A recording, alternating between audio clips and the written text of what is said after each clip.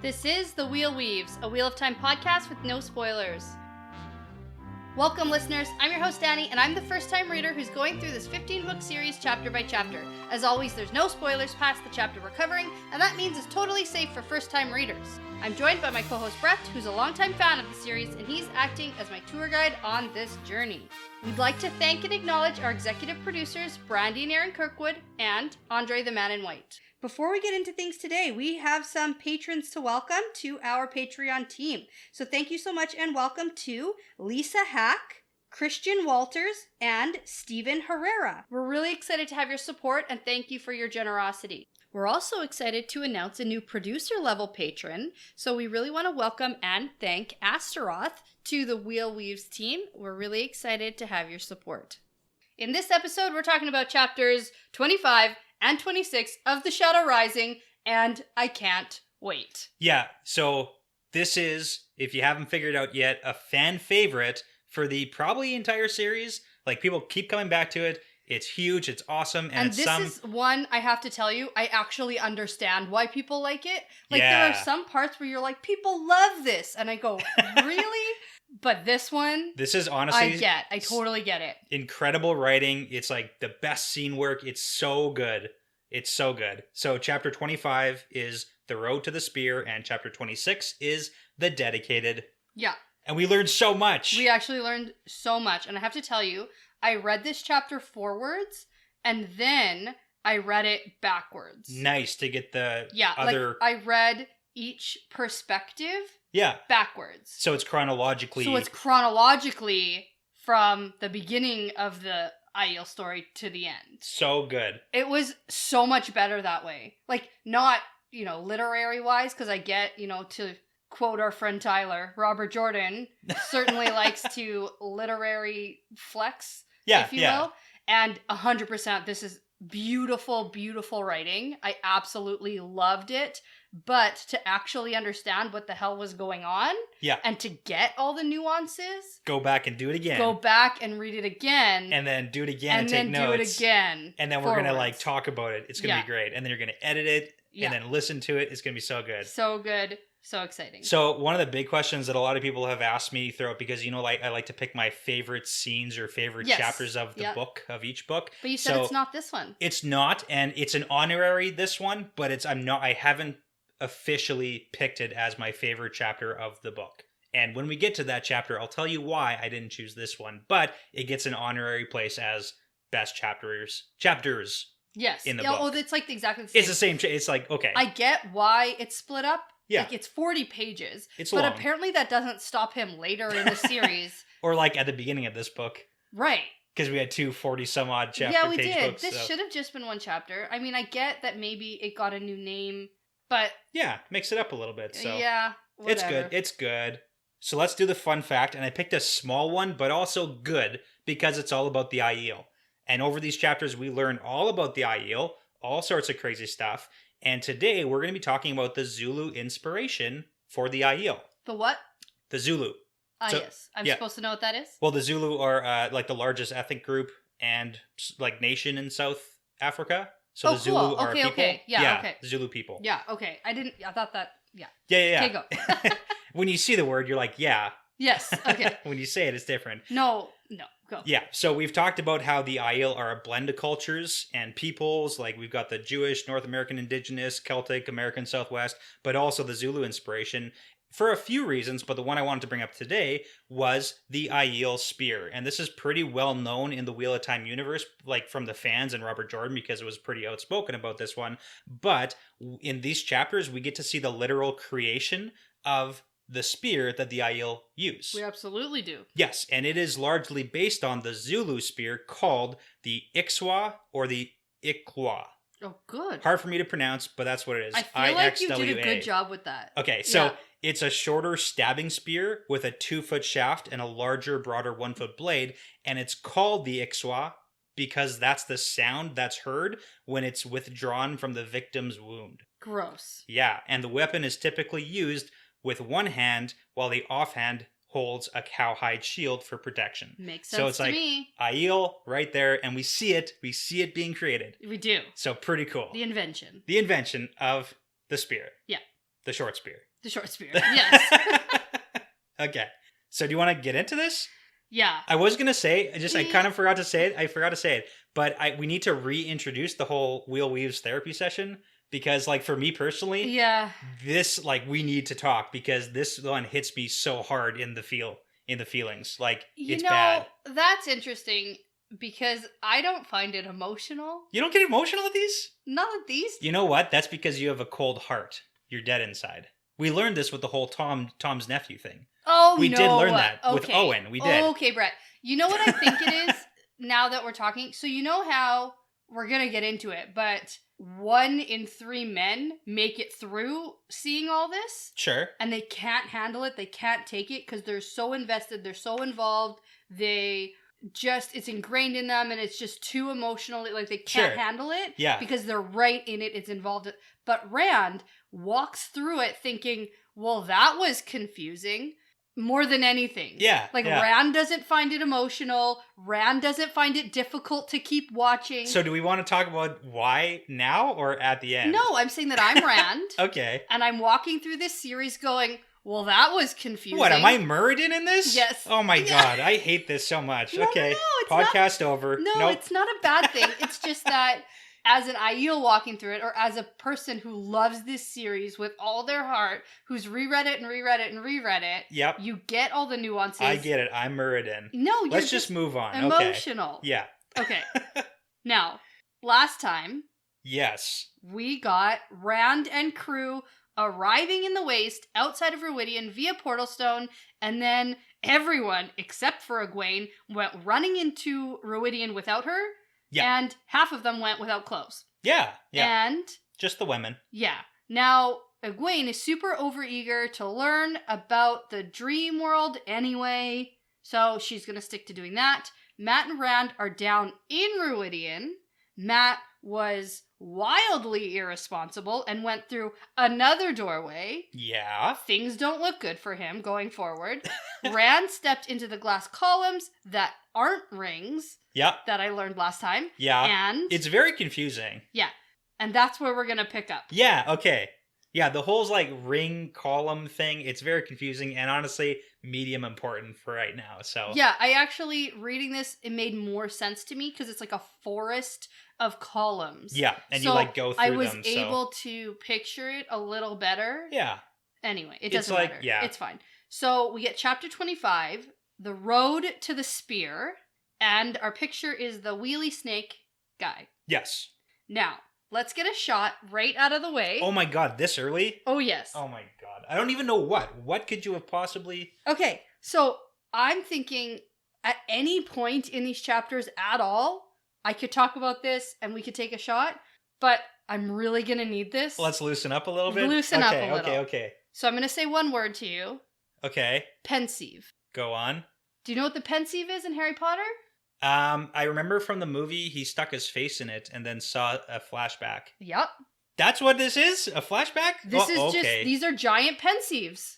You're just seeing someone's memory. Yeah, okay. And you're literally transported to exactly there. Right. Okay. It's literally exactly the same. That's a good one. That's what this is. I just remember the whole, like, Harry sticks his face in water or something, or Dumbledore tries to drown him in it. I can't remember exactly what happens. No. You stick your face in it, you pour someone's memory in it, you stick your face in it, and then you're transported back in to time. that scene. Gotcha. Yeah. Okay, cool. I like it. Let's and that's do this. Literally what this is. This is a very full shot for the first shot. I felt like we had to loosen up. Yeah, I'm going to need it for these chapters. Cheers. Cheers. Do we want to... Oh, they're just matching shot glasses that we got from some liquor bottle. I actually don't even know what kind of liquor this is. Yeah. Maybe Crown? Maybe Crown? Maybe Crown. Maybe Crown. Okay. Okay, cheers. Oh. You okay? Yeah, for the folks at home, I hope you took a shot with us. Yep. And for anyone wondering, we are drinking Peach Crown Royal. Oh, yeah. That was good. Okay. Delicious, eh? Yeah. Okay. Also, for pronunciation for this episode, we're just going to go with it. Yeah. Because there's so many names. Yeah. Okay. Yeah. Fair. So, we are in Rand's point of view as he steps into the glass columns without any idea what is going to happen in there. Yep. Enough said. Yeah.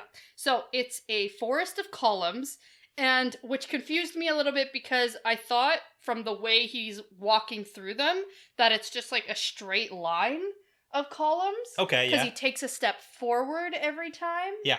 He's like clearly moving through them. In some fashion. Somehow. You know, and I just don't think it matters enough for me to talk about. It doesn't. Yeah, there's more important things. It doesn't matter. So, I was actually wondering another thing about the columns. Like, does each one have a different scene? Like, you step into one column and then out of it and into another. Yeah. But also those things don't matter. Hard to tell. Doesn't matter. Okay. So anyway, there's a dude already in here. Yeah. And that's the guy we heard about last time. Yeah, Muradin. The one who was a dick brother. Yeah. Complainer guy. Yeah, exactly. Okay, so... Couladin. Couladin. Yeah, and this is Muradin. Yes. Right? Yeah. Muradin. So, Rand briefly wonders why he and Matt didn't see him go in, and I said probably because he's been stuck in there a while. Yeah, probably also because it's magic. Also that. Yeah. Yeah. So, Rand takes a step forward, so we get some stars in between the paragraphs, and this typically indicates like a perspective change or a dream or something different. And I spent this whole scene wondering if this was what Rand was seeing or if this is something completely different happening like outside of Ruidian, like right now or something. Oh, like really? Yeah. It kind of explains it in the first paragraph. I know what it says.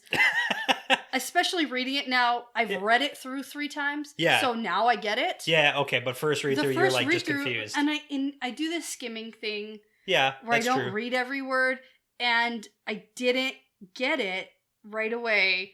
But then I went and reread it, and I got it. Yeah, because it's like he was Mandine, and then something. I know, but it doesn't say Rand was, and I don't know. Like it's just it wasn't good. Exactly clear. So this is Rand having a vision sequence of the person who was Mandine. Got it. Yeah. So I can only imagine if people read these chapters through and then just like keep going for the first time. What happens? Yeah, I hope that people get something out of this episode we're doing. Yeah, I mean that's kind of why we're doing what we're doing. Not a lot of people, like we spent a week, more than that, on these 2 chapters without reading forward and spending time breaking it down. Just like prepping. So. Yeah, so let me tell you though what I did, and I think you're going to be proud of me. Okay. So I broke down each sequence or scene. Okay. And I gave each one a title. As if it's its own little chapter. I love it. I love it already. You do? Yeah. Okay, so... Are we going to talk about what happens in them? Well, I'm going to tell you what the title is. Okay. Because what I did was, so number 1, this is the first sequence. Yep. And then I put whose perspective it is. Okay. So it's Mandine. Yep. Mandian. So in the audiobooks it's Mandine. Oh. I prefer Mandine. Say whatever you want. I'm going to say Mandine. Mandine. Yep. So Mandine. And this sequence is called Into Ruidian for a History Lesson. Yes. That's what this is called. I like it. Okay. So Rand is Mandine. What did I decide on? Mandine. He is an Aiel Sept chief looking down at Ruidian being built without any fog. He's talking to his wife, Sealdare. Sealdra? Oh, okay. And she's telling him that he must agree to something or the Sept will die. Yes, okay. That is important. Very important. That's what I was saying with the names. We're just going to go with it because there's a lot and we'll figure it out. So. Okay. So, she is a dreamwalker and all the dreamwalkers have seen this, and all the Sept chiefs who don't go to meet with someone in Ruidian and agree to whatever they say will die out. Yes. So this is big because we already have wise ones here that are telling the Aiel to do stuff. Right. And that's a pretty big thing too, because we get in a little bit that if you don't go, then you're going to die out. Yeah. But we don't know why or how or all that stuff yet. So. Okay.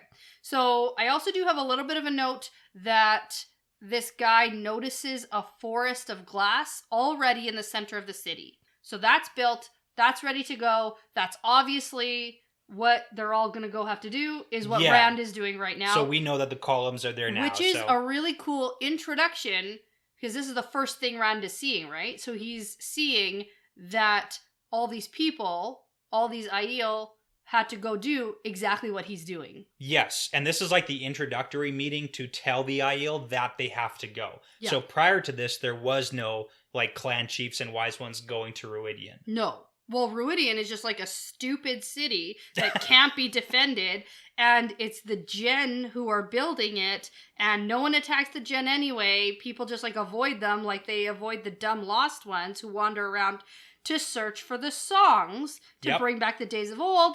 And this is the first time I went, what do the Tinkers have to do with this? Yeah, right? Okay. Yeah. So this is funny because the reason I feel that this is one of the fan favorite chapters in the entire series is because these chapters gave us the biggest like mic drop, 100% like, spin. You didn't see this coming, but ever, it makes ever. So much sense that it's annoying. It's annoyingly so perfectly laid out that from the beginning of this entire series, when you meet the Tinkers in like the first book in like chapter 12 or whatever it is, you're like, who are these stupid peaceful people? Yeah, like, I hate them. Colorful wagons and stuff. Yeah. And then it's like, hey, oh my god, okay. So like I feel that's it's one of the big reasons. Effing deal. Biggest reveal. BFD here. Yeah. So, and right away, this is one of the things in my first read I actually picked out. Yeah. So it's kind of funny because they do call them the accursed lost ones.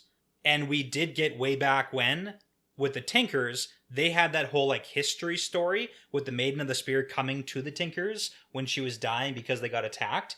And she had said, Leaf Blighter means to blind the eye of the world, lost one. He means to slay the great serpent and all that. And that was the first time we saw that reference to lost one from the Tinkers and the Aiel. For the Tinkers, yeah. For the Tinkers. Yeah. And then the Tinkers said, like, anyone who leaves their bands, they are lost to us. Gotcha. So that lost was used on both sides from the very beginning. Yeah. Okay. So there is a parade of Jedi coming out of Ruidian, and they have Aes Sedai with them. Yes. So that's interesting, considering that like the Aiel seem to have a lot of contempt for Aes Sedai. Yeah. And then also this whole thing about the Gen Aiel, I have to say, it's quite obvious in this sequence that the Gen Aiel don't have weapons and don't fight. And I have to say it's quite funny because in the episode where I predict what the Gen Aiel are, I called them like a bunch of fighters or something like that. I said they were like the leaders who fought all the battles or something. Which was not terrible. It was a good prediction because you were like, hey, the people who go to Ruidian, maybe they become the Gen. And it's like the Gen is like an exclusive. Sept. Yeah. Which kind of makes sense. Like there'd be a secret overarching, like, you know, all the clan chiefs and all the wise ones their are own Sept. They're part of the country club called the Gen. Yeah. You know, exclusive it's not that, access. Though. It's not that. So not this even is at all. No. Defeat, I have to admit. Okay. That's okay. I'm just pointing that out. So Mandine is going forward to meet them, and there's like 100 other veiled Aielmen who join him. There are other Septs there too, but it's Mandine who steps forward to speak, and he notes how old the Aes Sedai look despite their agelessness. Yes. Yeah. So he thinks about how they might have been around to see his great-great-grandfather Roderick, who killed the men in iron shirts who crossed the Dragon Wall, which is important for the next scene. So I'm pointing that out now that I'm taking note of the name Roderick. Yes, the comrade, because, so just for a little bit of clarification, Great Father, if you haven't figured it out, is grandfather. Yes, yeah, and that's the important part. So it's like 3 generations, basically. And one thing we'll see as a trend over these chapters is the length of time between the generations of visions that we're seeing. It does change a little bit. So, yeah. Like, and I say a little bit, but drastically. Yes. Where it's like 3 generations to the same dude at the end of his life and the beginning of his life. Right, so. Which I think might not be that different of time span. Because people, we get a note about, lived way little longer. Bit longer. Yeah, okay. Way longer. Yeah. So you have that. And I mean, the big question, how old do Aes Sedai, get? Oh my god. We well, still that's don't the really other know. thing, right? Okay. So the guy from the Gen Aiel is named Dermin, and the Aes Sedai are Mordain. No, I gotta correct you. So those 2 women that are named are also the Gen women. No. Yes. I know, easy to mistake because it's Are you sure? I'm 100% positive. It's a little bit hard to, read it, but the Mordain and Nerissa are both Gen women. The Aes Sedai are not named. And they're not saying anything. They do say something. They're not named, though. One of them says something. One of them says something really quietly. Yes. I get it now. Okay. Yeah. Okay. Yeah. Anyway, I thought they were the Aes Sedai. I know. It's very easy to mistake that. And you know what? It actually doesn't even really matter. It doesn't really, no. In my opinion. Which is the right opinion. Yeah. So Dermot asks, why don't you carry a sword? And turns out, they don't know. They think that it's forbidden because if you're a good warrior, you don't need one. Yeah. Yeah, and we don't know. And that's a huge trend. They're like, what do you mean? Yeah. Because we can't. It's forbidden. Stupid. But I mean, it's so powerful in these chapters because them saying, like, we don't know why, necessarily, like, they don't say that, but them not knowing why they do things a certain way is wildly important, which is why it seems that these, like, columns are here in the first place. Yeah. To teach the Aiel who they were. Well, that's 100% what this is. Yeah, absolutely. Yeah, because the Gen Aiel and the Aes Sedai who are building Ruidian have decided that anyone who is to lead the Aiel must learn the Aiel history, and if you can't learn, you can't live. Yes, and that's huge. So if you can't figure it out, and I mean, that makes sense for the whole a third of men survive, if you and can't live, 2/3 because you die. can't learn, because you They can't can't learn. accept the truth clearly. And I mean, that's the thing that you were talking about, the acceptance of what the truth actually is. Yes. So let's talk about that a little bit later once we see Muradin having a super bad time. Oh, yeah, okay. Yeah. So one guy shouts out and asks if whoever comes to them will lead all Aiel. Yeah. And is this where... This is the dark... the I'm gonna... The dark-eyed Aes Sedai. Okay. It's not... it's a little bit of a theory forming here, so... Oh, Robert yeah? Jordan is very specific with his words a lot of the time. So here he says the dark-eyed Aes Sedai's answers. So just remember that. Put that away for now. Just do it. Okay. Just like fun theories. Okay. Got it. So, that one... Yeah. She says, no, that will come later, and then gives the prophecy. And I have to tell you, before you jump in, Sure. I didn't pick up on what this prophecy actually said until I had read both chapters all the way through to the very last sentence. Oh. And then I went... Oh my god. And then I went, oh. That's where they get the name from. Yeah, it is. Okay. Yeah, because what I did was, I didn't even read the prophecy. I skimmed it. We've heard it a million times. Sacrilege. We know. Oh my god. I was like, we get it. We get it. They'll be born of a maiden. I can't believe you. Whatever. I Blood can't of our, believe it, but... raised by the blood and of our blood, blah, blah. Okay, so let's say it. Let's okay, get it you on. say it. Okay, that one what will it come. actually is. That one will come later. The stone that never falls will fall to announce his coming of the blood, but not raised by the blood. He will come from Ruidian at dawn and tie you together with bonds you cannot break. He will take you back and he will destroy you. Yeah. He's Cool. going to come from Ruidian at dawn. He is he who comes with the dawn. Boom. Boom. Because he came with the dawn. With the dawn. Yeah. And it's not dish soap. Huh? No, exactly. That's a terrible joke. Yeah. You shouldn't have laughed that hard. It makes me think that I can make terrible jokes all the time. You can. I love bad jokes. I know you do. Back to this, though. The Gen will be no more soon. That's a weird way to say that, but that's what I wrote. So basically that means that the Gen are going to go away. They're diminishing. Yes. They aren't going to be there any longer. Which is interesting that the Gen are so, like, they're dying out, basically, Yeah. as a people. Yeah. When later on we get, earlier in the time frame. I'll talk to that. Yeah. I do have that That's mentioned. big. So they have searched for this place, and now they must keep the faith. So Mandine takes his wife's advice and chooses to go with them unarmed into Ruidian, and then Rand blinks and is back in the columns. Yeah, so one thing I just want to point out about this sequence with the whole Gen thing, when they say that, our days are dwindling, it says it's their purpose of the Gen to be here, if not for the purpose we once thought. Right. So they are here in Ruidian doing this thing, but it's not the original intention. Right. And that becomes clear later on, too. Okay. So Rand is back in the columns, and he thinks about how there's no such thing as an Aiel without weapons. Yeah. That's stupid. And Muradin is in here. He's still there and not looking good. Yeah. It's like the decline of Muradin. And we'll get there. So, Sequence 2, Roderick. Yeah. Beyond the Dragon Wall, Discovery of the Waste. Okay. I like your title. Thank That's you. good. Yep. So Rand steps forward, and he is now a young man named Roderick, and he carries a spear, and it's hot out. Yeah, very hot. Yep. So take note of the weather. Yes, Right now, it is weather. It's weather. The weather outside is weather. Oh, the weather outside is weather. Okay, so Jordan Yes. is super old with white hair, like that crazy thing called snow, which is super confusing because I thought they were still in the waste, and I really didn't get what was going on. So when did you exactly pick up that these are like a Vision Quest type thing? You know, I got they were Vision Quests, but like, I'm also somebody who thought that the waste was on the map. Oh yeah, we did have that conversation. I thought that they were before the mountains, and I thought the Dragon Wall was a legitimate, like, brick wall or something. I didn't get that the spine of the world was the Dragon Wall, and I literally learned that last week. Yeah, so, yeah. Like, there was that. Yeah. So, I mean, without getting into a lot of detail here, because we have so much to cover. Yeah. That's who I am as a reader. So the waste is on the other side of the mountains. Nice to meet me. They are not there yet. Okay, so they're not there.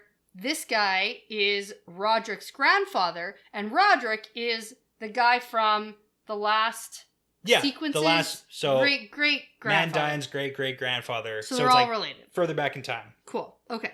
So this group of Aiel is following a group of Gen, and it seems like they're protecting them because the Gen don't have weapons or protect themselves. Yes, that is exactly what is happening here. Okay. Yeah. Got it. So, some guys from a town nearby come up to Roderick on horseback, and Roderick doesn't trust men on horses. He doesn't trust anybody. To be fair. It's been a bad time for everybody, everywhere, for a long, long time. Yeah. So, these people are allowing the Aiel to take water from their lands, which is weird because normally water is like super fought over, but it sounds like there's this mutual benefit, like the Aiel are digging them wells that they'll be able to use. They have like well diggers who are doing that, and after they take their fill of water, then these guys, Garum, I think it is, Garum's dad's people, because it's actually his dad that runs the town. He's the lord guy. Mayor's son. Yeah, then they'll get the wells that they've dug, so it's all cool. Yeah.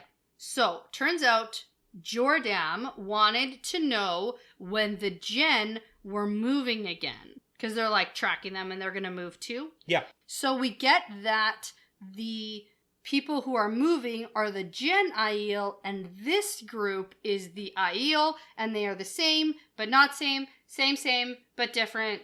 Yeah. But same. Got the Aiel using weapons and fighting the Gen who are not. Yeah. And again, it all becomes clear at the end. Yeah. So the Gen are moving east across the spine of the world, or the Dragon Wall. Yeah.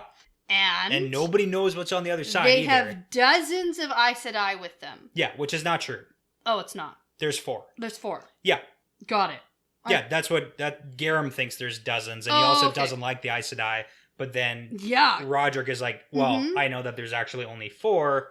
Right, I actually do remember that. Yeah, okay. Yeah. So the guy from the town, Garum, says that his father has an Aes Sedai advisor. A secret Aes Sedai advisor. Yes, that's important. Okay. Who says they should go beyond the mountains too. They plan to build a city with the Ogier, but this guy just wants the Aiel to help with killing all the Aes Sedai, because he's a dick. Okay, so kind of, sort of, just to clarify, because I don't know just the way you said it. So Garum's father has a secret Aes Sedai advisor, and she says that they have to move east because the people who are in this town right now are going to build a great city beside a river. And then separately, the Aes Sedai are also planning on building a great city. It's 2 separate things. So this is the really important part. I didn't get that. So when you look at the map, but this is really big. If you look at the map, which we now know that you do not do. I did do. I just read it wrong. So right now, these guys who have shared their water with the Aiel and the Gen, if you look at the map, there's a city beside a big river to the east of where they are right now, which is going to become Cairhien. That's the big city. So back in chapter 39 of The Dragon Reborn, when Egwene and Nynaeve and Elaine, right after they meet the Maidens for the first time, they're talking about their lessons that they had with Varen. They said a couple things, like number one, how did the Aiel get a sapling of the Vivinda Sora? Because the old books make it clear that the tree made no seed, and they also don't know where the Tree of Life is and have no idea why it has anything to do with the Aiel. But then also, why the Aiel call the Kyrianen the water sharers. Okay. Yeah, and that's, if you look at this chapter, there's one group of people right now who are sharing their water with the Aiel that never happens. Literally ever. It's these guys. These people are the Kyrianen. Cool, okay. And that ties into why the Aiel let the Kyrianen travel the waste, just like Tinkers and Gleeman. Yes. Kyrianen also got that whole big luxury to travel the waste until King Laman fucked it up for everybody. Yeah, King Laman's a dick. He chopped up the Tree of Life sapling. Yeah, which is like... Caused the Aiel War. That's a huge fucking deal. Now, yeah. We know how big a deal that is now. So yeah. Yeah. So Garam and his people are the first Kyrianen. Okay, got it. Make sense? Very cool. Yep, got it. Anyway, this guy wants to kill the Aes Sedai, though. Yeah, he doesn't like them. He definitely wants them gone. So... we get that the mountains are also called the Dragon Wall, which was a big deal for me. Yeah. And Roderick... I feel like we've talked about that, though. Because in Tam's fever dreams, he was like, they rushed over the Dragon Wall. I thought it was a physical wall. Like, I thought it was a wall built of, like, brick or stone or something like that they had to scale and climb over to, like, get to Tarvalin. That's too Game of Thronesy. A little bit. Yeah, but, like, okay. That's what I think of. Okay, that's fair. Okay, Dragon Wall is the spine of the world. I got it now. Okay. You don't ever have to say it again. So, Roderick knows about the Aiel being called the people of the dragon. It's secret. Super secret. At this point, super secret. Super secret, but this is the first mention we get of it. Yep. Rand is back in the columns now and is surprised that he had seen and lived in a time where the Aiel were not in their threefold land. Yes. And that's where I went, Oh, they're not in the waste right now. And then that's what caused me to go and look and be like, okay. Just so you know. All right, clearing things up. Yeah. Did I miss anything in there? Are we good? I think we're good. Let's move to the next one. Okay. So he takes a step closer to Mirandin. No, nope. What's his name? Muradin. And looks like that guy. Also, he can't take another step. It's getting worse. It's not like it's a little bit visibly worse. It's worse. So is that guy also sort of moving, but not really? It seems like he's moving, but much slower. Okay. Because we know that Rand is moving through sequences, so it might be like he's catching up in sequences. Okay, got it. All right, so we got sequence 3 coming up, and we are now in Jordan, Roderick's grandfather. His perspective. Yeah. And this one is called The Birth of the Maidens and the Short Spear. I love it. Okay, these titles are really good. Do you like them? I do like them. I want you to title more things. Really? I mean, if you're gonna do it, do it. That's great. Well, this is like if I was wondering what happens in history, like in each sequence. Yeah. That's like the object of my title. Yeah, okay. Anyway, so Rand is now Jordan.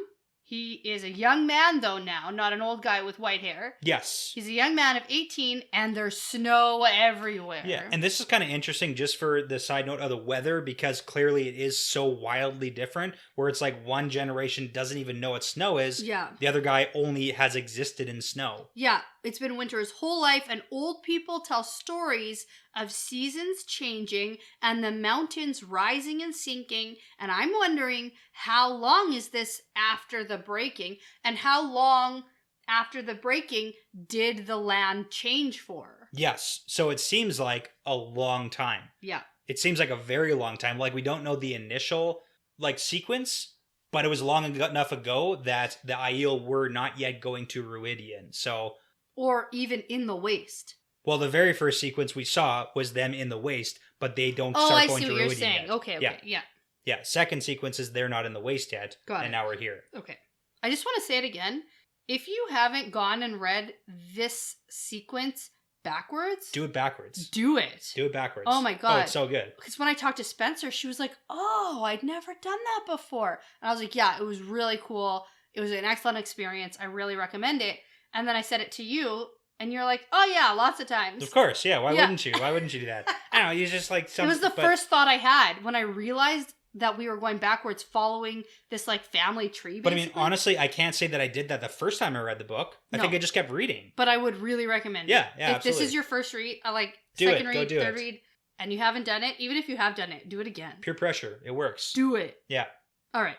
So I started calling him Geo in my notes, so that's terrible. really gonna mess me up. Jordan. Think of it like Jordan, but with an M. Yeah, my autocorrect tried. Yeah. Yeah, let me tell you about Jordan. Okay, so Jordan is watching people walk towards him through the snow, and he calls out, "Hey, you have need of us, Jen?" And the one guy calls back and says, "You call us that to mock us, but we're the only true Aiel." Yeah, and that's big because in Moraine's like little old tongue lesson, that's what the definition of Jen Aiel is. True Aiel. The only true Aiel. Right.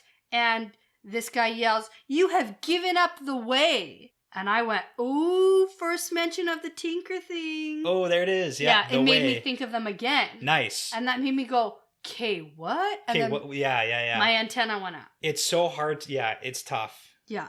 But this pisses Jordan off, and he's like, "No, I've never held a sword." And this is really important though, because it's like the definition of what it means to follow the way. It changes. Clearly. And the reason why I feel like we're going to talk about this a little bit more too, but the only true Aiel versus the true Aiel is because there's more than 2 different branches of the Aiel that we see in these chapters. It's not like they just split up and went 2 different ways. No. There's 3 different ways we can go. Well, welcome to religion. Yeah. Hey. By the way. Oh no. Yeah. Well, that's a different. We don't have to get into that now. Okay. Yeah. So he tells them if they're lost, their wagons are that way, which is more reference to the Jen being tinkers. Yes. This is where I started to piece the puzzle together. Well, it's like kind of maybe sort of like we've kind of heard it earlier on, but the wagons, lost. Yeah. Oh, the wagons you're talking about. The word wagons. Okay, Your wagons are over there. They follow the way. You know, we know the Jen now don't have weapons or fight. This is where I started to be like, oh, wagons, they're clearly roaming around. Yeah. This is like that. Yeah. And then we get further down the line and my mind just fucking blows. But this is where I start to go, okay, they're interacting with the old tinkers, right? Yeah. Like, that's all I got at this point. But then I was like... Seriously, biggest mic drop in the history of any book I've ever read ever. This is the best. I know, you weren't there when I actually read this chapter, and I said out loud, I don't even remember what point it was, but I went, oh my god, the Aiel are the tinkers? Like, I couldn't. It was just enough. Yeah, you gotta say it out loud, because it's like so unbelievable. You had to. Like, it was like one of those moments where you just put down the book and stare off, and you go, what? It ties together good. Literally so perfectly. I know, I know. Okay, but we gotta move on here. Yeah. So... This has happened before, though. We do get that this isn't the first time the Jen have come to their, whatever you want to call them, the tents, the father's tents. So we got the tents and the wagons. Yes. So the tent Aiel, it's happened before, but only in desperation. Right. And so there are more Jen than Aiel in the world, and this irritates Jordan. Like, way more. So this is what I was telling you. I made note of it. Good, That at one point, there were more Jen than there were Aiel. Yes, way more. Because he also mentions the whole Sept thing, where he's got nearly 200 people, which is, like, pretty big. It's the largest of the 10 camps. Well, clearly this Lewin guy he goes off and does his own. Yeah. Because he's from the next sequence. Yeah, sequence, yeah. And he gets, like, booted out of his family. So he's clearly gone and started this on his own with his buddies. Yeah, we'll get to that. Yeah, we'll get to it. But I'm jumping ahead because it's so exciting. Yeah, okay. But let's talk about Lewin. He enters. Yeah. Right, this guy. Yeah. So Jordan takes the Jen to his tent, and his father, Lewin, and I put in brackets, important guy, just because of next sequence. So Lewin comes out to talk to them, and the woman among the Jen tell them that they traded with people from some village, and those people came back, stole shit, killed people, stole girls, and now they need help getting their girls back. Yeah, so this is like the first sequence where like my heart literally starts breaking. Yeah. This is because they're being taken advantage of because they don't. Well, they're being robbed from the stuff that they put, like in a two-way robbing scheme. They're murdering all the men, and then they're capturing all the women to rape them. As young as 5. They took this woman's daughter. Yeah. And that's it's bad. so bad. And it's Morin, who is the mother of the 5-year-old, and that's the whole reason why they're here now. It's so terrible. Yeah. It's like my heart continuously just like shatters every sequence. Yeah. It gets worse and worse and worse. What's worse, I don't think I get like my heart shattering for them. I think like start caring about your family. Oh yeah. No, I hate that. It's like anger towards the Tinkers. Yeah. And I say Tinkers, Jen. but yeah, the Jen and what become the Tinkers. Yes. But it's like I fundamentally disagree with their entire way of life. Well, and so does Morin. Yeah. I don't like it. Yeah. I get it, but I don't appreciate it. No, and my heart breaks for them, but at the same time, like, stand the fuck up for yourselves. Yeah. Like, you're being doormats. Yeah. And it's terrible. Your people don't have to be captured and raped and tortured and killed and looted. Like, you don't have to live that way. But let's get into the reason as to why they've chosen that. Yeah. That is a path that they've chosen to take. And we get the reasons why, even if we don't agree with them. We do get it. Yeah. And that's the whole thing about other people's religions is you can think what you want. Yeah. That's the world. So Lewin tells them that they will help the Jen. Yes. That these Jen are allowed to stay with them, but if they stay, they won't be welcome back among the wagons.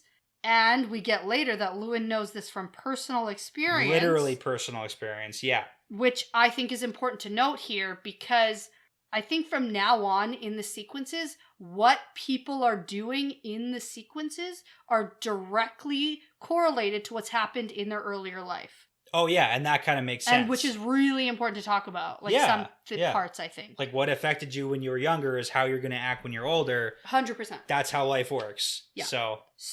But I mean, big thing for him to say and like warn these Jen who are coming over, like, if you come with us, you're not allowed back. If you touch a spear, you have to defend yourself because we're not defending you. Yeah. By the way, like, you're going to have to help. Which is like kind of an asterisk because it's like you have to be willing to fight even if you don't, like, even he tells if you can't Morin, do it very well. Well, and he tells Morin like right away, hey, you don't literally have to pick up a spear right now and come with us. Because you missed the part. You missed the best part. Okay, it's like my favorite part. Okay. It. I didn't miss it. We're just backtracking. It's fine. Okay, go. Okay, so they won't be welcome back among the wagons, and then one guy leaves. Yes, that happens often. He's like, no. Yeah. And it's usually more than one guy. Yeah. But this is only one. Yeah. So if they're going to go with them, they have to take a spear and defend themselves. But then Morin picks up a spear with the other men in her group. Yes, that's big. Which I love. This is my favorite scene in all of it, I think. Well, you realize what she is. It is fascinating. I love it. It's fantastic. So they're like, look, lady, you don't actually have to do that to stay with us. And she's like, they took my daughter. Yeah. Like, period. Yeah. And then Lewin goes, there's a first time for everything. Which means that she is... Maiden of the Spear. The first. But listen, we're not even there yet.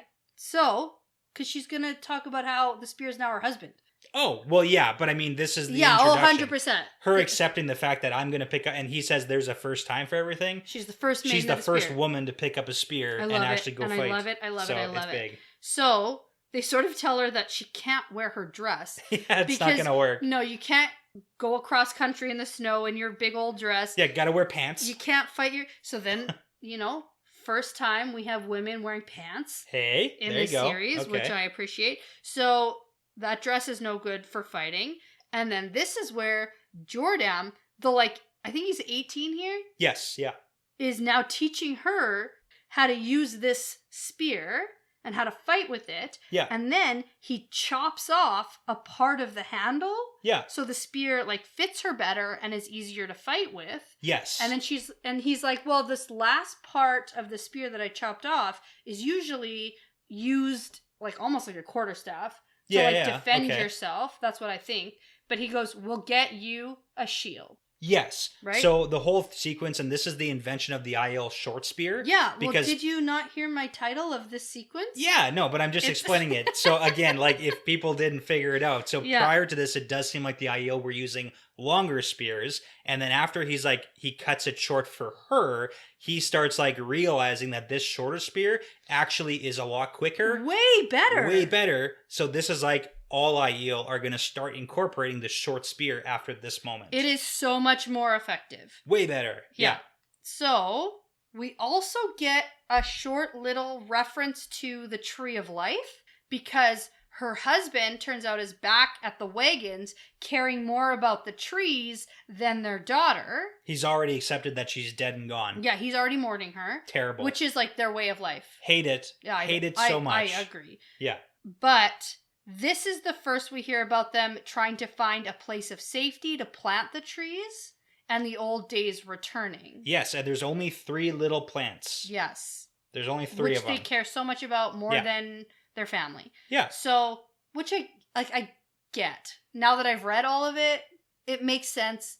They're just trying really hard. Yes. But at this point, when you're so far removed, it's like, fuck it. Who cares? Yeah, They're no, just dumb little plants. Like it's my hard. daughter is more important than that. And as someone who can't keep a plant alive to save my freaking life, put one person in charge of the plants that can take care of the plants, and the rest of y'all go save the women. Yeah, like let's get on this bus and let's the go. Children and your food and your water, like everything. All of it. Yeah, you're being murdered indiscriminately. Like, you need let's one fucking gardener. Go. Yeah. That's it. Okay, I get what you're saying. Yeah. So then Morin says, well, I'm not Jen anymore. And then she says that her spear is her husband now. Nice. And I went, oh, shit. Oh, dang. There you go. Dang. Okay. That's right. Being married to the spear. Yep. Love it. Love it. So then the sequence is over. After Jordan's like, oh, this short spear's super sweet. We're going to defeat everyone with swords. Hold up. But also, Morin says, I saw your face in a dream. Oh, right. So it's kind of like a reference to the whole, is she like a wise one / dreamwalker? She's a dreamer, yeah, for like sure. Something like that. So 100%. Well, and it's also an interesting take because she's like, you will make a fine father, teach me to use the spear. I thought there was going to be something more between these two in the next sequences somehow. Because I didn't quite get... Yeah. Anyway, except it's like we're moving back in time. I know it is. So there probably is a future between those two, but it's like we're not going to see that. Except that she's married to the spear now. Exactly. She's married to the spear, but, so... Yeah, and he keeps on calling her pretty. Yeah. There's a something. There's definitely something there. Yeah. But definitely. Okay. For now, she's married to the spear. All right. So that sequence is over. The lights are like flashing like crazy. When Rand is back to being Rand, he's even closer to Muradin. And then we get clarification. In case you didn't pick it up yet, the columns are taking them back into the time loss history of the Aiel. Yeah. Rand moves forward and back in time. Okay. Like that sentence is literally there in case you didn't get it. It's like a Danielle. Yeah. No, I got it. In case you were wondering and haven't figured it out yet. When I was reading this for the first time, I was actually very impressed with myself for how much I understood. I know. No. I was joking. It's good. No. Okay. So we got number 4. Luwin, the Aiel split. Yes, and just a reminder, in the last sequence, we got that Luwin never smiles. Okay. Maybe he smiled before his wife / the mother died of a fever. Well, yeah, we get that his son has never seen him smile. Yeah, but then now we figure out why Luwin doesn't smile anymore. Well, it's because his family is shit. Okay, so... Anyways. Rand is now Luwin, obviously younger, and he has a dust veil. Ooh, so we get that. Which is so neat. Dust veil, I'm not a veil. I'm going to talk so much in the next chapter about the fashion. Oh, I love that. What a good writer Robert Jordan is. I have to talk about how much I love the progression of fashion. He's a master of writing. Like this is the pinnacle. It is insane. The details. And it's just like, here's a nugget of information that you can apply to the entire series. Yes. That I knew, but you didn't know, and now you also know. I know. Well, it's just because they wear veils, but there's a reason. Yeah. It's dust veils, which reminds me of Matt and Rand on the Camelin Road. Putting on dust veils? Yeah. That's literally why they wore them. And now it's part of their culture. Now it's their culture to hide their face while they're murdering. But also we get why that happens too in this sequence. So let's do this. Luwin, let's talk about it. Okay. So Luwin and some buddies have snuck away from their wagons and they're going to go against his family and against his grandfather, who's named Adan, yeah. Which is important for the next scene. Yes. Also the weather. The weather is hot now. It's hot again. Okay. So, and we also don't know where they are in the world. That's true. Geography plays a role. Because they're definitely nomadic. Yes. So... Yeah, geography plays a role. But also the breaking. Yeah. So, anyway, they're going against their family, against their father, against everything they believe, because his sister, Margarine, which margarine and migraine were the two things my autocorrect You gotta pick one. Correcting them to. I like margarine best. It's pretty good. But migraine works. Maigran. Yeah, Maigran. Maigran. Okay. And Colleen. And Colleen. Which is the other sister of two of the guys. Right. So they're captured. They were kidnapped from their group. And we get that once girls are kidnapped, it's like, see ya. Sorry. Yep. You're gone The forever. end. We don't care about you anymore. It's so bad. Yeah. I hate it so much. I know. So they're kidnapped. And now these guys are like, fuck that shit. They can't just take my sister. Yeah. I'm going to get her back. I love it. And Go. they're not even planning at this point. They're not planning to do anything violent. Nothing. They're planning to sneak in, get the girls, sneak out. It's all good. Yeah. This reminds me of Rand getting the Horn of Valier. Oh, yeah. Sneaking in. Sneaky in a camp. Not wanting to wake anyone. Yeah. Not wanting to kill anyone. Just want my horn back. Just going to go and yank it, and we're good. Yeah. Yeah. With like horrible undertones in this chapter. So, yeah, oh my God. Also okay. that. Okay. So the rest of the group believes that these hardships are just ways to test them. Yep. And test the faith. I hate it. The faith. And they have to keep their faith with the Aes Sedai, even though Lewin is like, I've never seen one of these Aes Sedai. Well, and it starts to make sense how fast, like, over the generations, how fast things change. Lewin has never seen, heard of, known. He's got no idea. Adan, we get why he understands it maybe a little bit more, and why, like, his great-grandfather, whatever the generational span was. But at this point, it's so far removed from what actually happened, is you're getting your facts wrong at this point. Yeah, fair. So, it's nighttime. They're going to sneak into this camp, take the girls back quietly, and so that's what they do. They get into the camp. Not well. They're not good at sneaking. They're terrible. But Maigran is so traumatized. Yes. Doesn't even move, barely blinks, doesn't run away when they're like, run away. So the dudes who stole the girls, bandits, I want to call them. Sure. For this sequence. Rapists. Yeah, that. Whatever you want to call. Definitely bandits, rapists, criminals, terrible guys, awful dudes. Yeah. They stole the girls, but they wake up while they're trying to get the girls out of there. Yeah. And start trying to kill them. Kind of, sort of. The first thing that happens is they start to taunt them and just say, I'm gonna murder you. So the reason why we have to kind of... Are you going to squeal or are you going to run away? The reason why it's important is because these Aiel, who, like the Gen, that whatever we want to call them at this point, we know that they followed the way of the leaf at this point where it's like they don't do any harm. So these four bandits, thugs, people who could obviously kill these four inexperienced boys, they don't expect them to do anything. Yeah, they're like, what are you going to do? Yeah.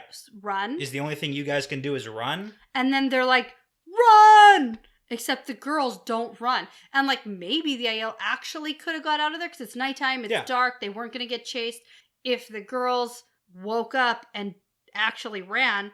But I mean, they're so traumatized right now. Yeah. So it's like, I understand. They like don't even really know what's going on. Well, and they even mentioned that one of them's reverted to like a childlike state. Like she is so traumatized. Sitting on the ground and crying. It's not happening. So yeah. Which is like so horrible. I mean, that's why my heart breaks, is because, and especially like me reading it now as a father, it's like so much worse now reading these chapters that I had to like take a break from reading it because I couldn't keep reading it. It was so bad. Yeah. Yeah, I get that. Yeah. Yeah. Like the amount of respect that I have for the Gen Aiel is like basically zero. Yeah. So. That's fair. Yeah. And we talked when we first met the Tinkers about, is there any way you could ever side, if you could do the like way of the leaf thing? And I went, no. Yeah, it's an idealistic like way of life that only works if you have other people willing to fight for you. Yeah. That's the only way it works. Absolutely. It's a luxury. It's a privilege. It's you only get to live your way if other people are going to defend you, or you'll just like let your family be brutalized. Well, especially when you live in a life like this. That's what I'm saying. You live in the world that you live in. Like when we go back in time to the Age of Legends, it makes sense that there can be people who are entirely peaceful. And passive, yeah. Because you have Aes Sedai ruling the world. You have all this worldwide peace. Which we'll talk about. We're getting ahead. Yeah. So let's finish this and talk about this right now, because these boys don't want to die. And what their family wants them to do is just give up their lives. Well, and give up their sisters. Yeah. Run away if you need to, or just die. Yeah. The end. And so instinctively, they fight back with whatever is around them and kill all the men. Which is great because it's a callback to Eye of the World Rand when he fights Narg. Yeah, it is with the cook pot and the kettle. The kettle and the sword / the spear, because what happens with the one boy is true. like he gets attacked and grabs whatever's in reach and like gets it in front of him. I love that. He only That's killed, so cute. Yeah, he only kills the guy because he was a little bit faster on the draw to let the guy's momentum essentially like stab him with his own spear. Yeah, right? yeah. And that's true, a total true. Rand move with his sword getting it up in front of Narg just in time. So cool, yeah. Okay, I like that. I mean, Rand is Aiel, so technically, yeah. Okay, there you go. There you go. Yep. Okay. When we initially talked about the Tinkers and their way of life, and I had a point that no matter what your belief, when you're in the face of danger, like, and especially now, because when we talked about that, I wasn't doing a master's program in neuroscience. And now you are. And now I am. Okay, years and so later. all I want to talk to you about is how the brain is going to react. And I've read your papers and I don't understand any of it. Yeah, you do my editing for me. Yeah. Not the technical stuff. I know, that's so funny. Yeah. But all I want to talk to you about is how the, like, you know... No, don't do it. Don't do it. Okay. Okay, mostly it shuts down and then you just have your animalistic same brain that, like, a freaking animal has in the wild, and you're either going to fight or you're going to flee or you're going to freeze. Yeah. That's it. And we see all that. You're not going to think about your dumb faith. You're not going to think about your dumb stuff that you have for the Aes Sedai. You're not going to think about your mom's going to be mad at you. Your dumb trees. Yeah. You're not going to think about anything. You're either going to do one of those three things, and that's it. Yeah. Because that's all your brain can do under pressure. And so what's it going to be? And these guys fucking fight. They do. And it's awesome. Yeah, but it's then great. Their shitty family is shitty. Yeah. So one of them dies. One of the boys gets killed, which is sad in the process. But it's one of those, like, fighting, trying. Like he guy. tackled the guy. Dying, trying. Like he dies while trying really hard. Yeah, he did it. Like that was a good for him. He saved his family, saved everybody else helped. too. So he helped. So they gather up all the things at the camp that are useful. Not the swords. Yeah, because swords and weapons are forbidden by the way, and so they get all the stuff like the spears, which can be technically used for food and stuff. So that's important. So anything that has a function, but swords are just for killing. Yeah. And this is where we start to see a separation of what does it mean to follow the way. Yeah. For them, it's don't pick up a sword because there's no other use than killing. Right. But everything else has a function. True. Okay, I like that. Degree of separation. Yeah. So they take the girls back to the camp, and when they get back to the wagons, Lewin's grandfather, Adan, and mother are there, and then the other lady who's the other girl's mother. Yeah. And they're all freaked out because they were gone, and they're like, what the fuck happened? And then freaking Margarine goes... Dang Margarine. They killed them. Just like it's the only thing she said, super deadpan, staring off because she's super traumatized. Yeah. And well, I mean... she says, the bad men hurt us, and they killed them. Lewin came and killed them. Period. Yeah. Yeah.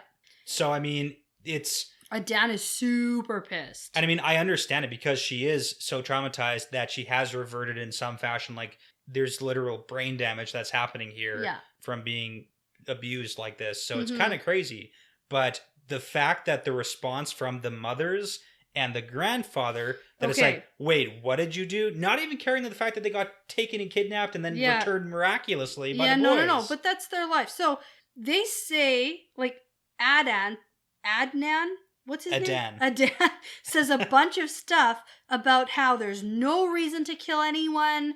They're supposed to accept and endure, and then proclaims them Daishan no longer, which is the first time we get that term. Yeah. And they are now strangers. Even Lewin's mother is like, you're dead to me, killer. So... Okay. Can I do a couple things? Yep. Can I nitpick? Yeah. Okay, so number one, he says, what of the covenant? Right. Okay. The Covenant's important because we don't know about the Covenant, but we have heard of the Second Covenant. Okay. That was something we talked about way back in like Eye of the World, where we know that the Covenant of the 10 Nations, which was also known as the Second Covenant, was a union between all the different nations that were around. There's like 10 of them that sided up to try to defeat the Dark One and was broken up by the Trolloc Wars. And Manetheren was one of them, and Eridol, aka Shadow Logoth, was one of the members of the Second Covenant. Oh, okay, cool. Yeah. And the second thing is then when they say you are Dashine no longer, you are corrupt, I'm not going to have the Aiel corrupted by you. Again, this is the separation between the Jinn and the what we know now as the Aiel. Gotcha. Yeah. That's why I titled this The Aiel Split. So Luwin is technically, from what we can see from this, is one of the founders of the Aiel. The Aiel as we know them now. Right, because they walk away from him and Luwin's like, I'm still Aiel. I am Aiel. Yes. So you have that. Keep in mind, and this is what I was saying about the whole dust veil. They wear the dust veils, but when his mother basically gives him up, she says, hide your face from me. I'll not have the face of my son on a killer. He puts his veil up. Oh, I missed that completely. Yes. So this is also the start of the Aiel putting the veils over their faces when they're a killer. When they kill. Well, exactly. Yeah. So that they're not recognized. Yeah. Yeah. And we see that whenever the black veiled Aiel, if they put their veils up, they're going to kill people. Yeah. This is the beginning of that. They're ready to do killing. Yeah, where it was a dust veil. Cool. A fashion statement, That's if you will. so cool. So there's a lot here. Yeah, interesting writing. Right? And it's not cool. Killing people isn't cool. But I mean, sometimes in the it's writing, cool. yeah, I know. Killing these 4 assholes, that was cool. Okay, but I do have a tiny thing to point out about Adan. Okay. And I mean, I'll talk about it next sequence. Sure. But Adan, we get in 2 sequences from now. We do. He is like part of the original fucking Aiel. So there's like a reason for his behavior. There is. There's it an sucks, initial. And we don't like it, but there's a reason for it. And that's what I was saying, like generationally speaking, you lose so much each generation. Yeah. It becomes so distant. So it's like, why hold on to that? But again, we can talk about that. So we got Rand back in the columns. None of this makes sense to him. And if I'm equating Rand's journey through these columns to me reading these books. You feel the same? I get it. Because anyway, so he's confused because Luwin, as an Aiel who didn't know how to use a weapon, killed somebody basically to protect his sister and protect his friends and save his own life, is being shunned. Yeah, he's banished. He's like, I don't get it. Why would they do that? This doesn't make sense. Yeah. I mean, that's the banishment we're talking about too. So. Yeah. And then we get Muradin, who is really not doing well. He's getting progressively worse, and we can definitely see that. That's the what I was saying. Snarling. Okay. So, this is the end of this chapter, although it might as well not be. Yeah. So, we have chapter 26, The Dedicated. The picture for this chapter is the wheelie snake. We're just continuing. Yeah. It's the same. It's same nothing thing. new. We're continuing in Rand's point of view, forward and back. Nice. Love okay. it. Here we go. Number 5. Yep. Sequence. Have I mentioned that it's emotionally draining? Have I mentioned for that? you, yeah. Okay. Adan. Yep. And this sequence is called The Way of the Leaf Endures. Okay. And then / I wanted to know which one you liked better. Okay. The Tinkers Are Founded. I like it. The founding of the Tinkers. I like that one better. The founding of the Tinkers? Yeah.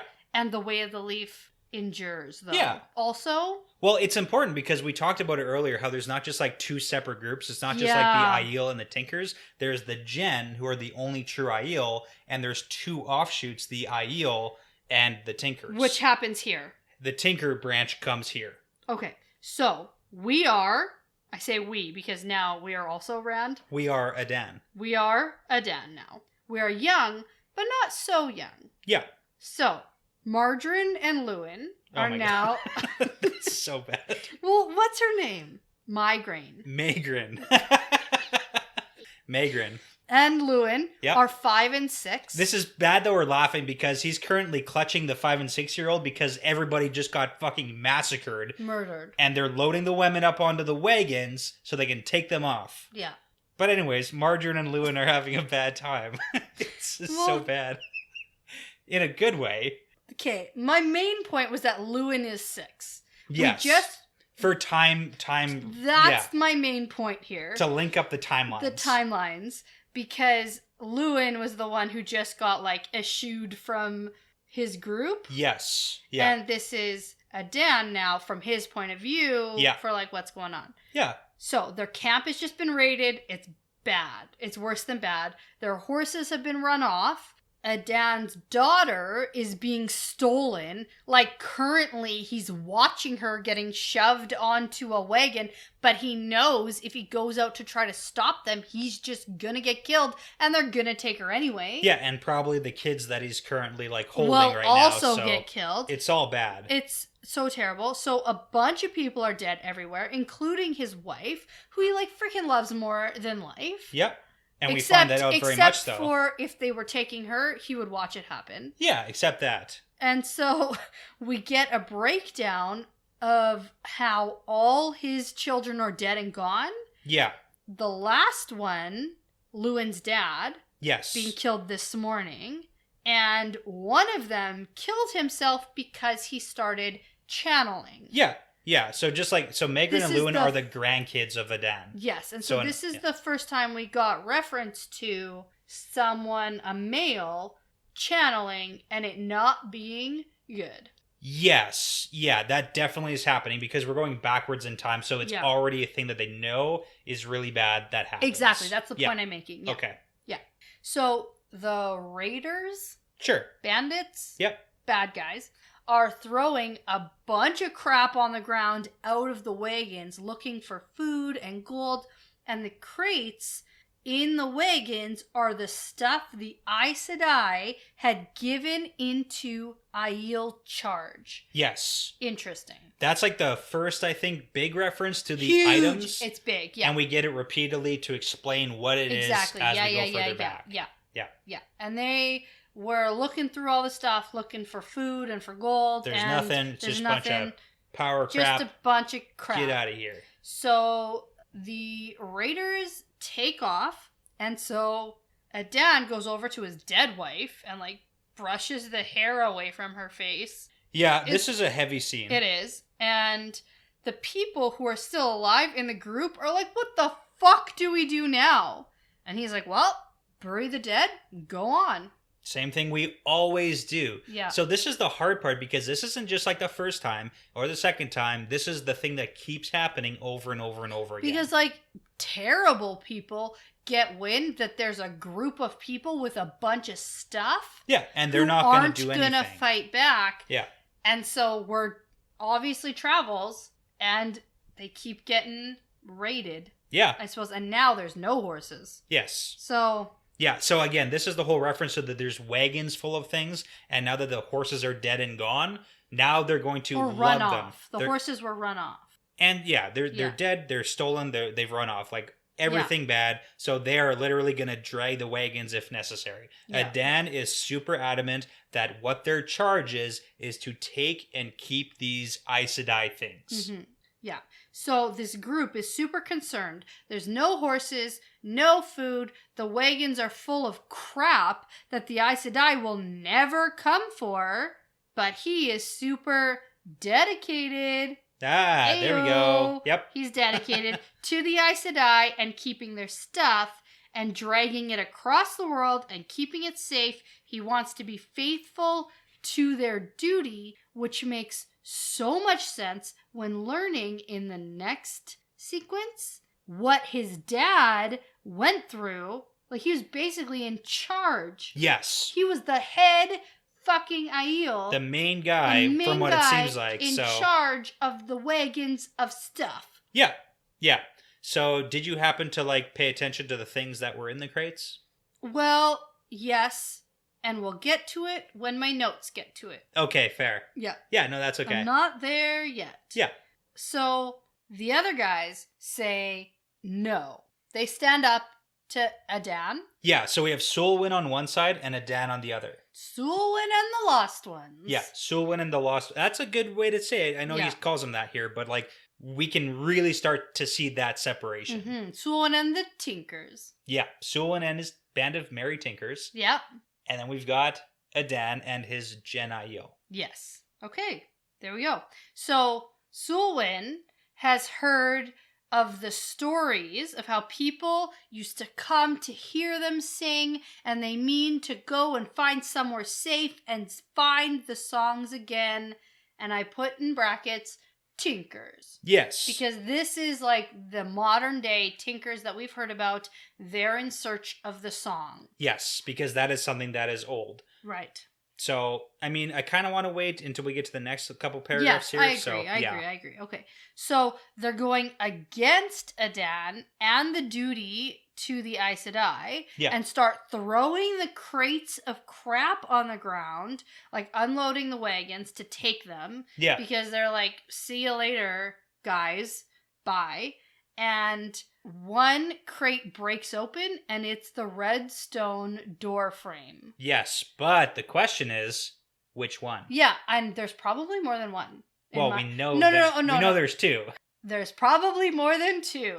Okay. Yeah, I meant there's probably more. There's like multiple? Yeah, that we've seen. Yeah, because we've seen one, we've seen two.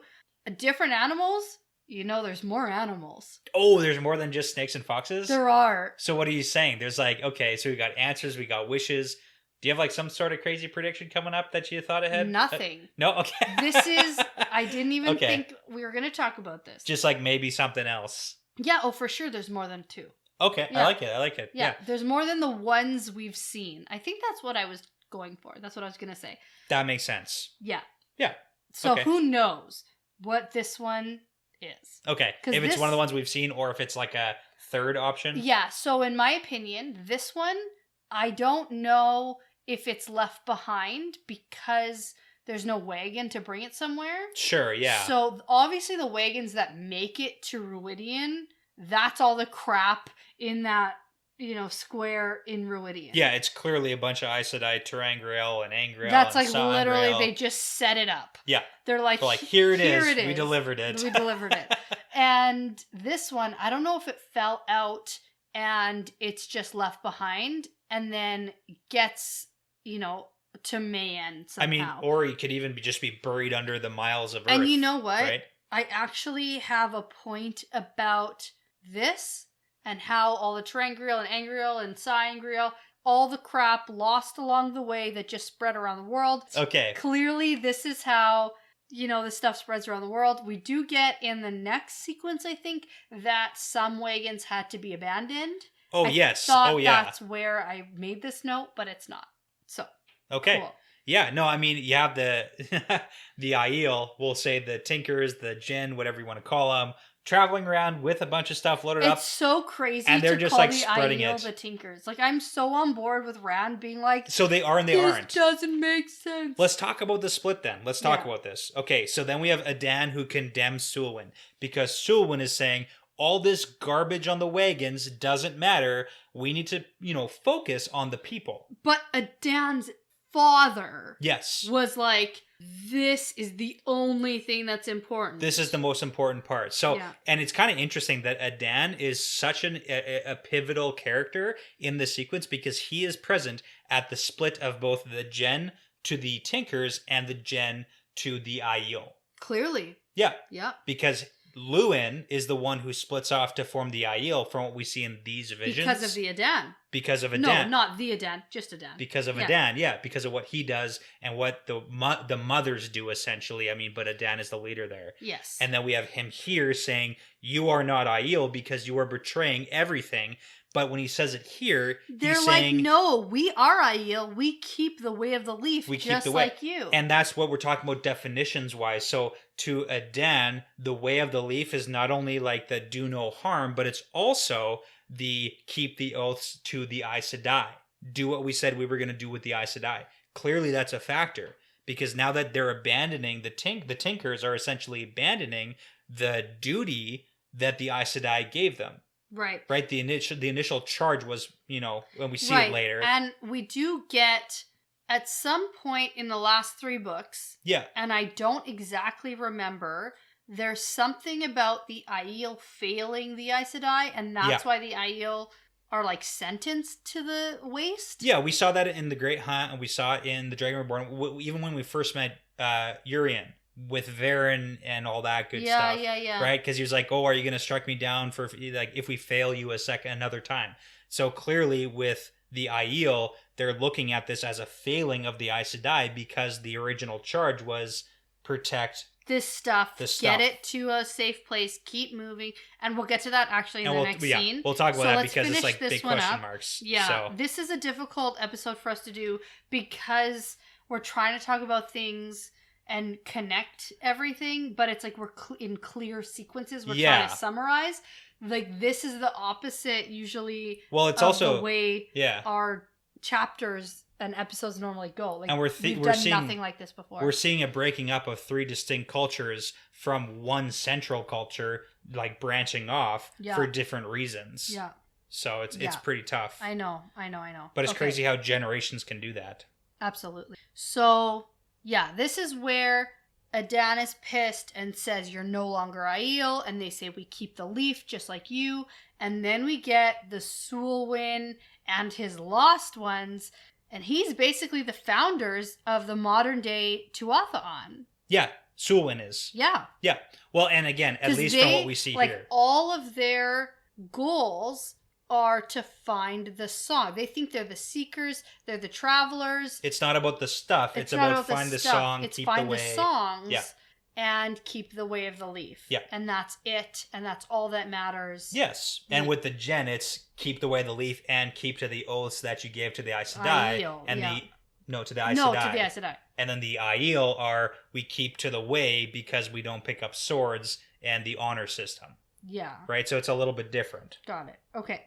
So then we get a mention of the cutting of the, quote, chora in pots among the wagons, which I just want to reference as the first mention, which we're going to get into later on. The first mention of chora. Chora, yes. Yes, as a word for it. As a word for the Vendosora cuttings. Yes. Yes. So Adan thinks that they will save as much of the stuff as they can because they are still faithful. But he does go back and forth a little bit in his inner monologue about, like, how do I know what's important to save, what's not important to save? Like, he really doesn't understand the scope of what he's actually been doing. That's what we call blind faith. Yeah, exactly. That's fair. So he's like, we'll save as much as we can. And then we go back to Rand, who thinks that the way of the leaf is no Aiel belief, and he's confused.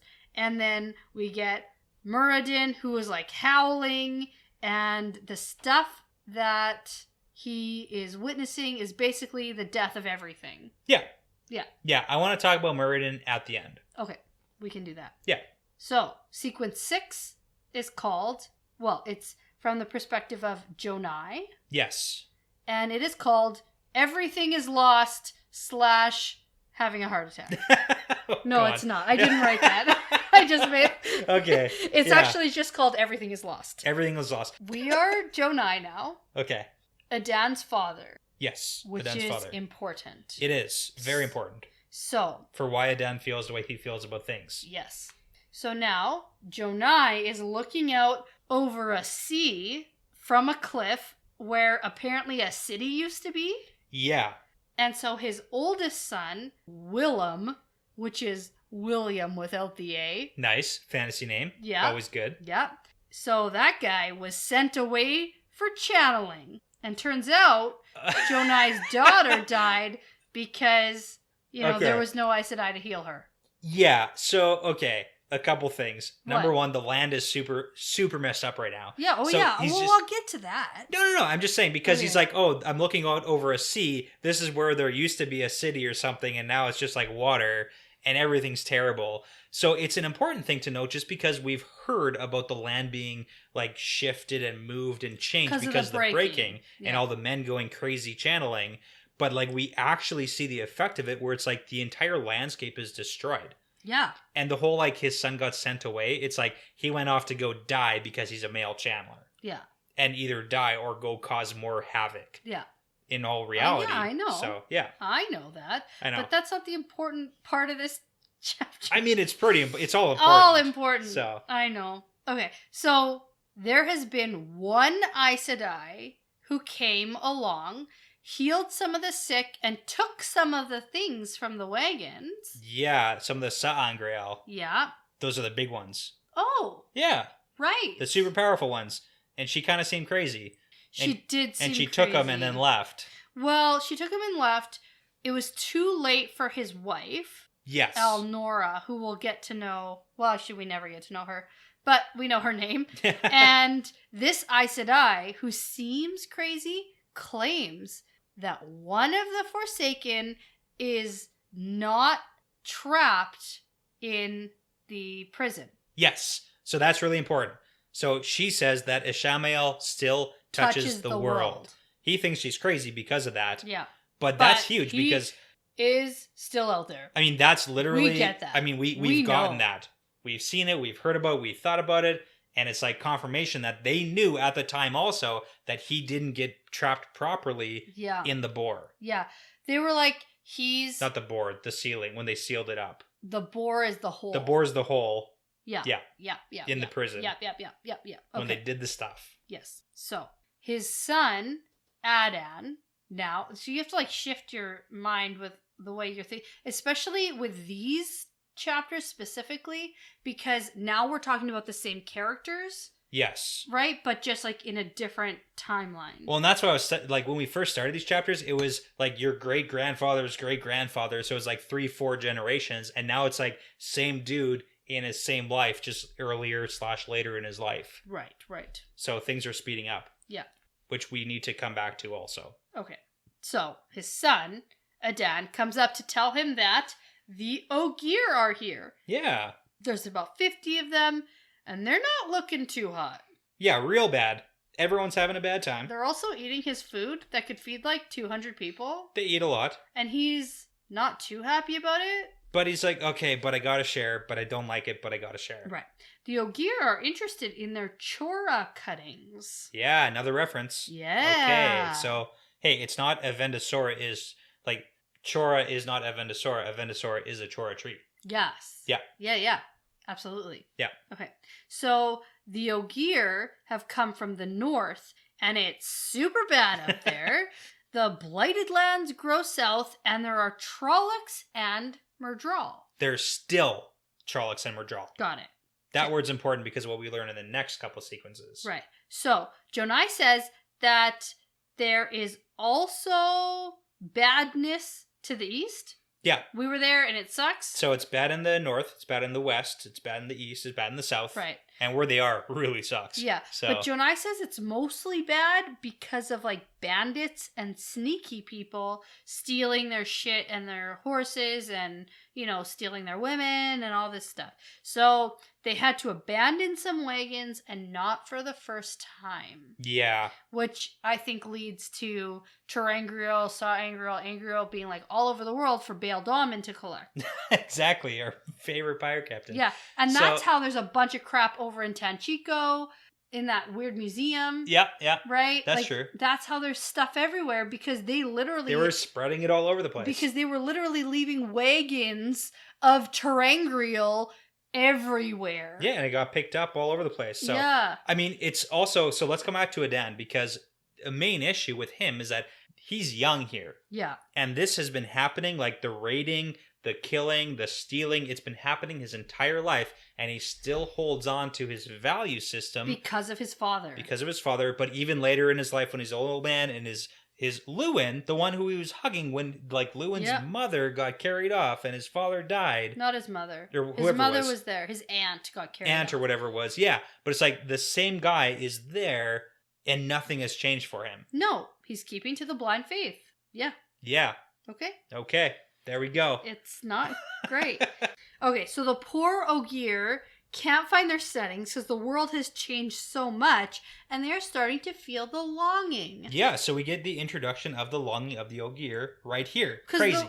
Because everything has shifted so much that they can't figure out where to go. Yeah. Because a place where there used to be a city is now a sea, and the place that used to be flatlands is now mountains, and they're like, where the fuck is our home? Yeah, it's kind of funny because when we were introduced to the Ogier and the longing, and it was the whole, oh, we can't find her steading, and even with Loyal, he's like, I have to go back to a steading, otherwise I'm gonna die. Yeah. Because of the longing. Like, you didn't really understand the weight of that. Yeah. But here it's they literally can't find They can't them. find it. They're like, have you seen it? And No? it's so sad. Yeah, it is sad. Like, they're wandering around and they know they're gonna die if they don't find one soon. Yeah, they can feel it in their bones. Like, how many of them don't make it because of that? All of them. Well, most most of them, not all of them. Well, these guys, this group, This specific group probably died. probably didn't make it. Probably didn't make it, so. Okay, so turns out everything is awful. People don't even recognize the Daishan anymore. The Ogier are lost. Everything is lost. And then Jonai has a heart attack. Yeah, he literally dies from heartbreak. But And- before he does, Oh, he does tell Adan something. as he's dying, Yeah. he commands Adan, and this is important because this obviously carries forward in Adan's life, Yes. to letting all his children die, Yep. and letting all his wagons go, Yep. and letting his grandchild go. So it was All of Jonai's that- fault.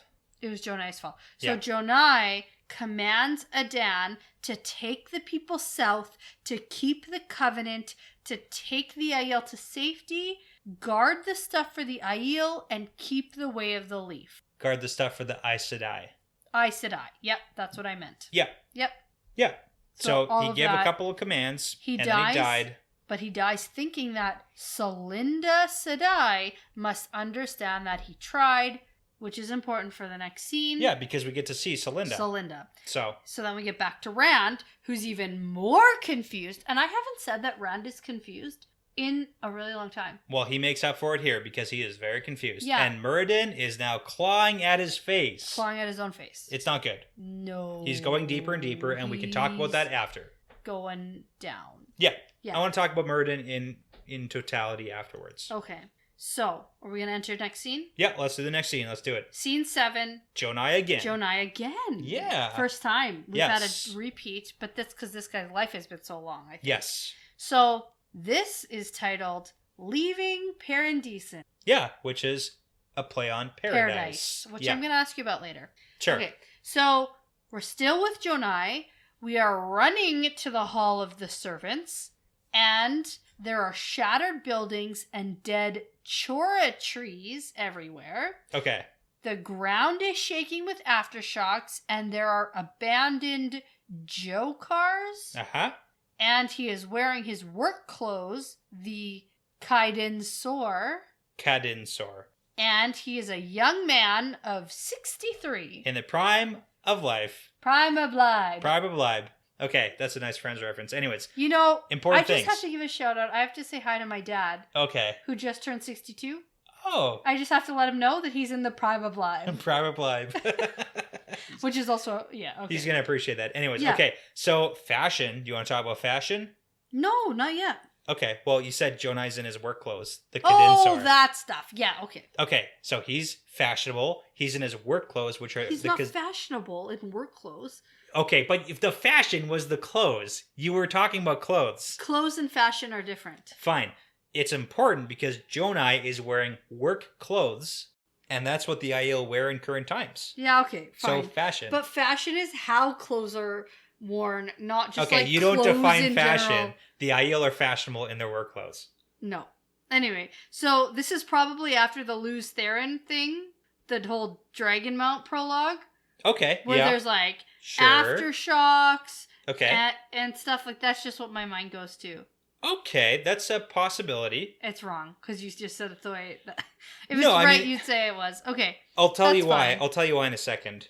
But I mean, we got reference to the Hall of the Servants here. Yes. So we know a few things He's, happened. like running to the Hall of the Servants. He's getting there. Okay, but we've heard of the Hall of the Servants before a few times. Well, the Luz Theron was like that big guy in it. Okay, instead of you guessing isn't going to work very well right now. So we've got 3 instances. We've got LTT, who said that he beat Elon in the Hall of the Servants and defeated him at the gates of Paradisen.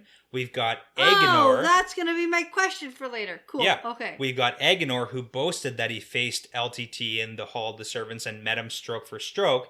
And then we've got Landfear, who told Ishamael that she proclaimed her new master in the Hall of the Servants. Whoa, lots of shit happened. Stuff has happened in the Hall of the Servants. Okay, but what about all of this, like, earthquake and the down buildings and the dead chora trees? Yeah. Obviously, there was some sort of strike that happened here. I mean, yes and no. It's like we don't know. We don't know exactly what happened because it's not, like, completely destroyed. It's hard to say. All right. Okay, well, in any case, this guy, Jonai, is here. He's in the Hall of the Servants. He's running through the place, and he enters a room with 6 female Aes Sedai around a table.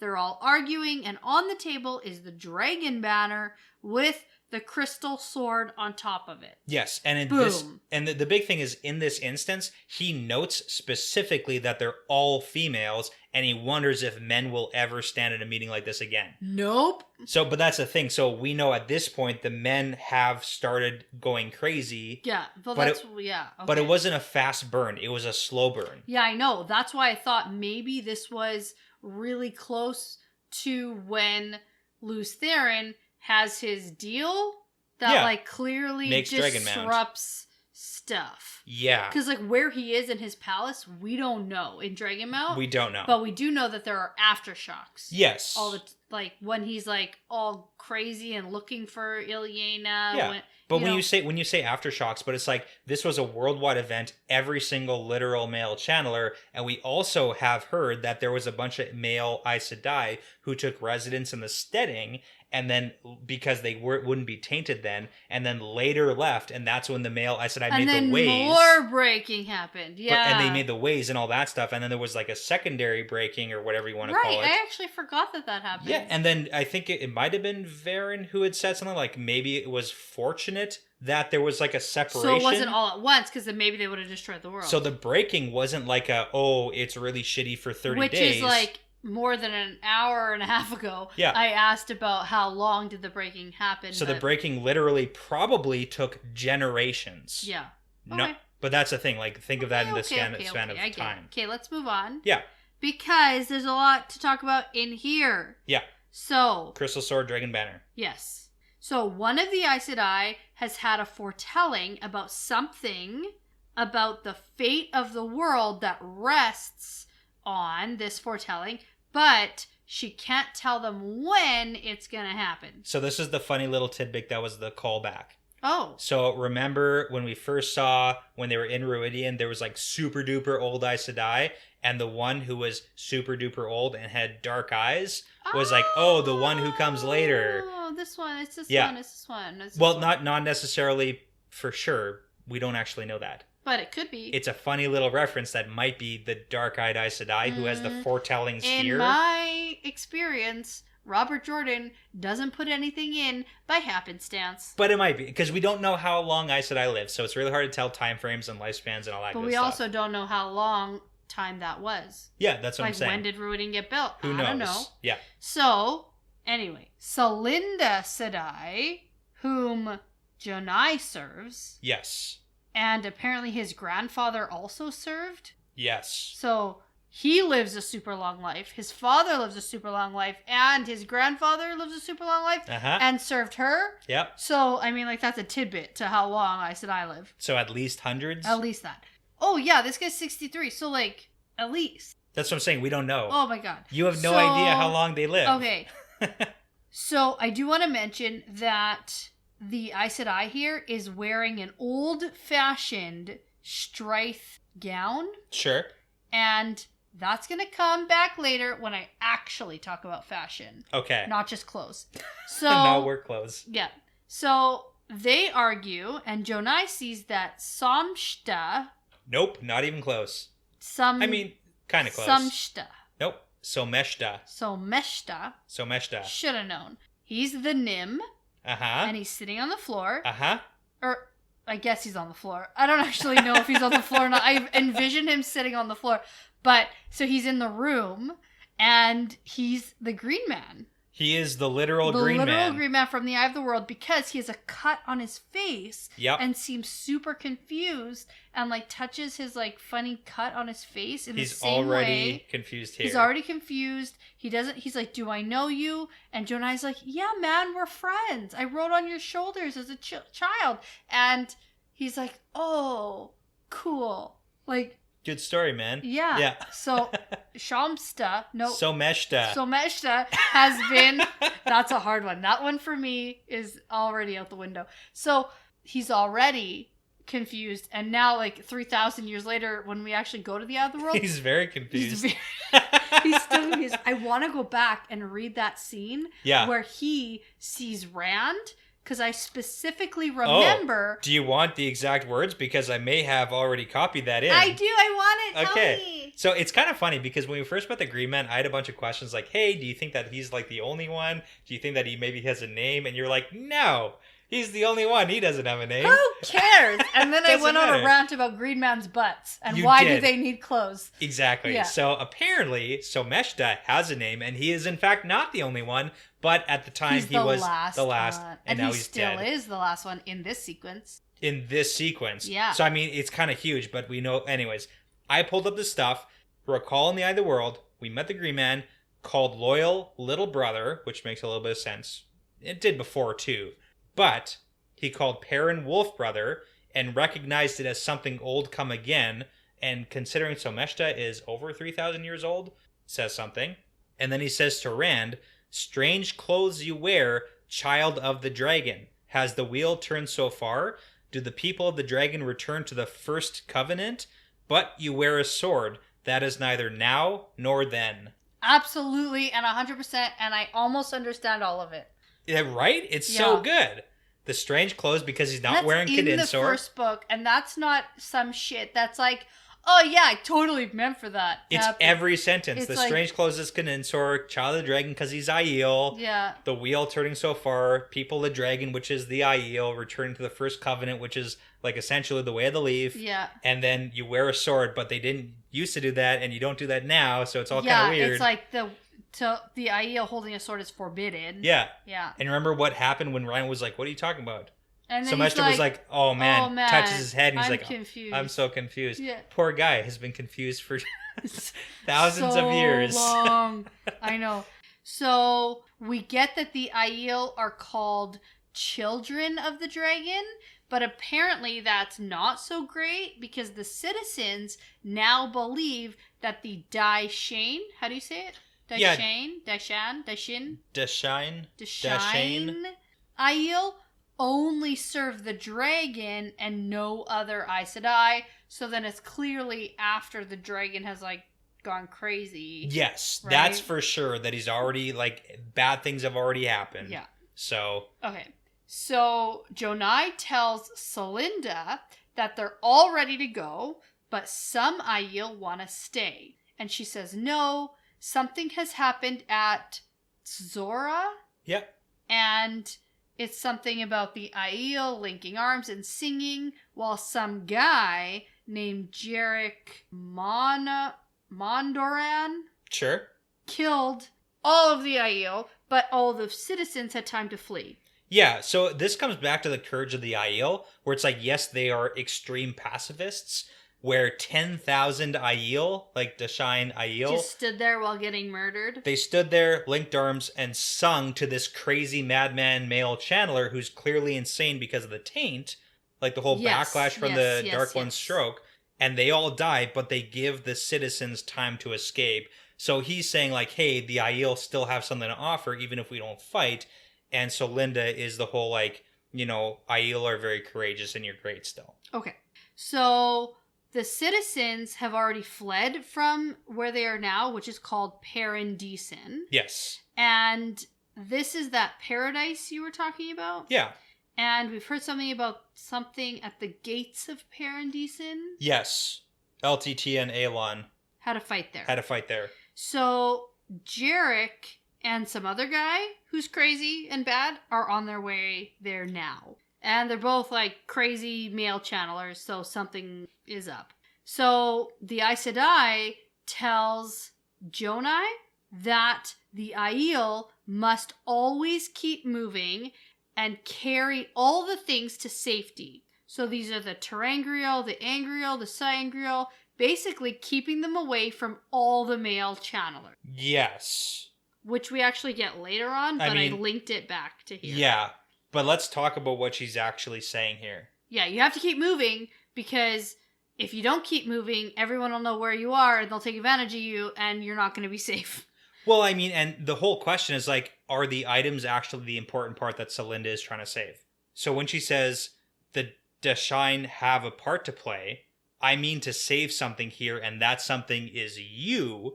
And then he says, yes, we will take care of the stuff you gave us. And she says, yeah, of course, the things. Carry the things safely. You guys keep moving, though. Yeah, okay. So the whole question is, does Celinda actually give two shits about the items, or does she just want the people to survive? Yeah. And Jonai misrepresents that as she's saying, keep the things safe, when in reality, she's saying, oh my God, keep that's the people alive. So heartbreaking. And it's especially heartbreaking because of her actual intention is keep the people alive, and the things are a mission. Let the people go to keep the things safe. She's giving them the things to give them a mission to get the hell out of here, and they latch on too hard to the things, and they forget the people. That's so sad. And think in real time now, the Gen are no longer alive. No. We know that, like... Well, the Tinkers are alive. They're not the Gen, though. No, but the Tinkers are wandering around doing tinkery things. I mean... I like the Tinkers more now, by the way. If we can break it down... If you're wondering. I like them less. But if you can think about the Gen... The Tinkers and the Aiel are offshoots of the Gen, and the Gen were the original, but was their initial intention, like, misconstrued? Probably. Definitely. So, it's a hard one. Anyway, so then we get a little thing about Kumin, who is Jonai's father, and apparently a little off his rocker. He's hiding in the city and wants to resist leaving, or something like that. Yep. And he's found a shock lance. Yes. Or something. Something. That's a made-up weapon? Made-up gun. Yeah. It's a gun. Sure. And Celinda tells Jonai to keep the way of the leaf, keep the covenant, and Kuman has apparently been strange all his life. And side note, it's probably because he saw his great-grandfather get hanged. Yeah. But, like, that's just a side note. Yeah, it's just sad. That we'll get to. So Jonai is it's a little thing. Sent off now, told to keep moving, and the Aes Sedai continue their conversation. Can we trust Kodam and his fellows? They don't have a choice. You know, they're young and barely touched by the taint. Okay. And then they have a task to ask of Shomesta. Someshta. Yeah. So, okay, let's not skip over this because this is really important. We've got these Aes Sedai who are clearly using like prophecy / foretelling to plan events. And they've got the sword, Kalendor, and they've got the dragon banner on the table right now. And then we've got Someshta being called in for a favor. So, what was Someshta guarding? Well, the stuff at the Eye of the World. At the Eye of the World. The banner and one of the seals of the Dark One's prison and the Horn of Valier. Exactly. So it's like when these people are like the sword has to wait, they're planning, from what it seems like, they're planning to do something about the Eye of the World. To put the dragon banner, get the horn, maybe get a seal, shove them all in the Eye of the World. That's what they're doing right now. Yeah. Okay. Absolutely. That one wasn't... I got that. I got it. Okay. Yeah. Got it? Yep. Good. Absolutely. So Jonai runs all the way out of the city where there are thousands of wagons loaded up and ready to go. We get something about how before there were other ways to carry things, like Joe cars and jumpers and show wings and hoverflies. Yep. Bunch of cool technology. Fanciful technology. Yep.